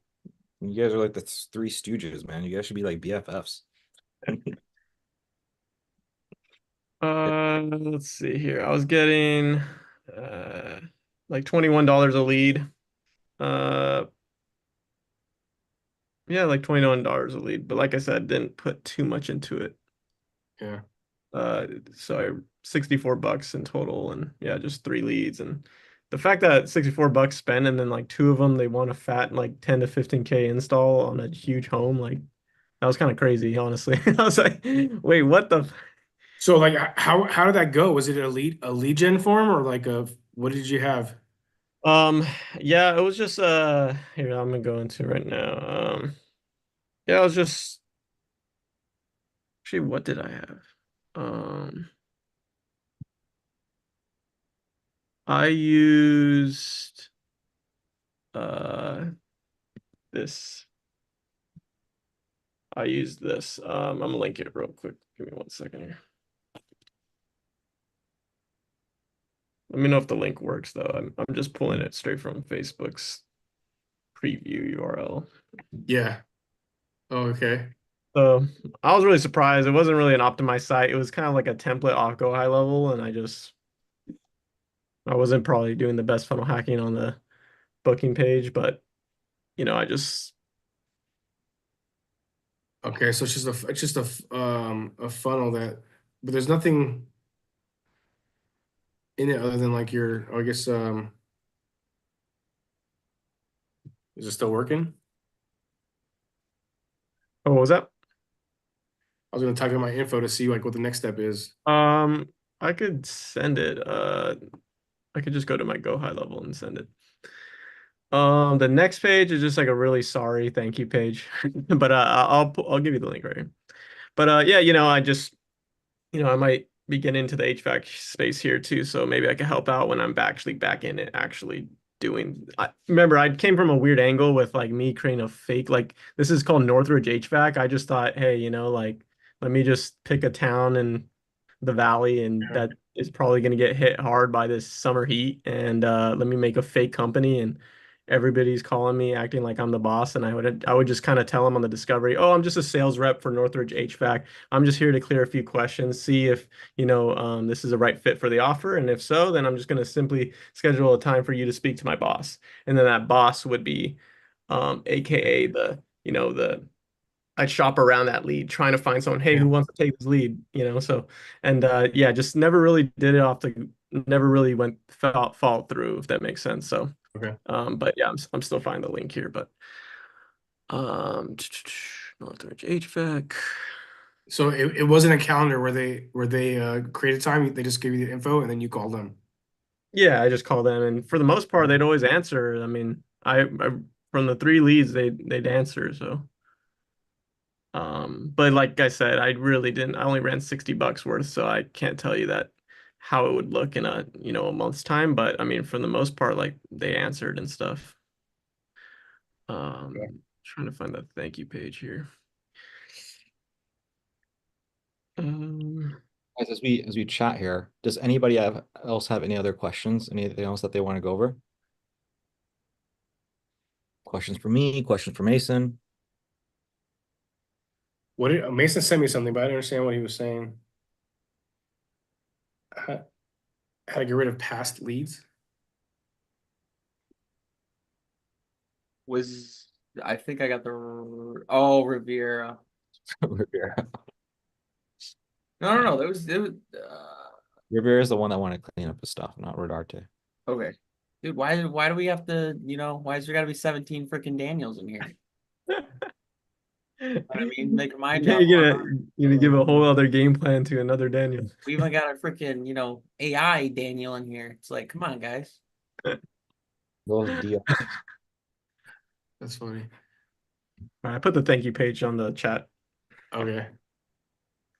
But it was bare bones. Like, yeah, I was surprised that I was modeling after Drew, so I was kind of looking at like his, like, okay, he sends them to, he has like a landing page style, and he was doing concrete, so I was just kind of going with that framework.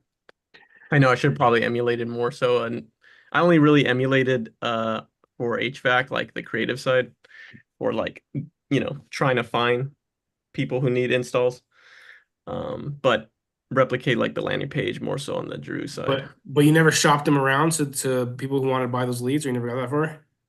My buddy promised he'd do that part because I told him I was really busy with dental at the time. I was actually getting good leads at the time, and he just kind of like blew it off. So I just like, I'm gonna shut this shit down because obviously he's not gonna help. And then that was the only thing I said to him that would make me do this whole thing was like if he were to be able to link those leads to people. And since he was dropping the ball, I was like, I don't got time for this, and just kind of shut it down. But you know, Yeah. obviously there's something there with, you know. I'm gonna try that again because my ad was just 25% off service. Oh, okay. I didn't know what to do, you know. I just like, okay, with 25% off, and then Mhm. my thought was just to tell like whoever I give leads to, like, hey, they're getting 25% off, so just like mark it up if you have to. Yeah. But yeah, I just never got that far.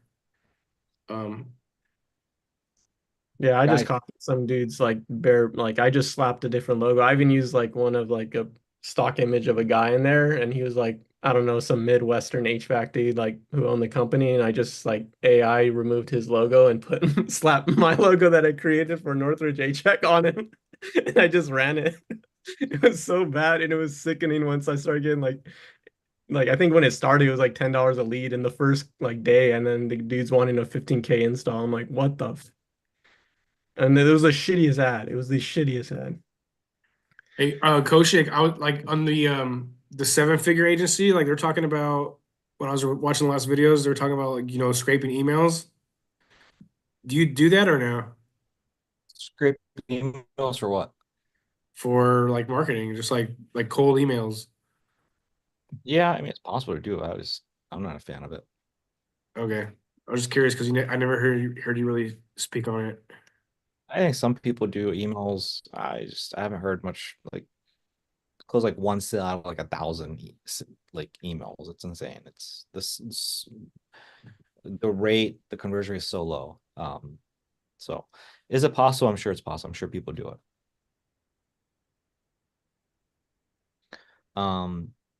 What else you guys got? Anybody else got anything else that they want to talk about? No, I'm just gonna rewatch what you and Cam are talking about. Yeah, I feel bad for Cam, man. Cam's like, I could just see the wheels turning his head. The smoke coming out of his head. I'm messing. Yeah, no, but seriously, you three should like get together. I feel like each three of you guys have different strong suits, right? Like Riviera, being very serious here. Riviera, I can tell he's got, I know because he's been here the longest. He's got more of the tech skills, the stuff that you're freaking out a little about, Cam. Like he understands this stuff a lot better than you guys both do. Obviously, Cam, you're really good at sales and persuasion. So you guys honestly genuinely should like be working together. You guys all have strong suits that you can benefit from each other. That being said, guys, that's all I've got for you today. If there's nothing else, I'll see you ugly mugs next week. See you guys.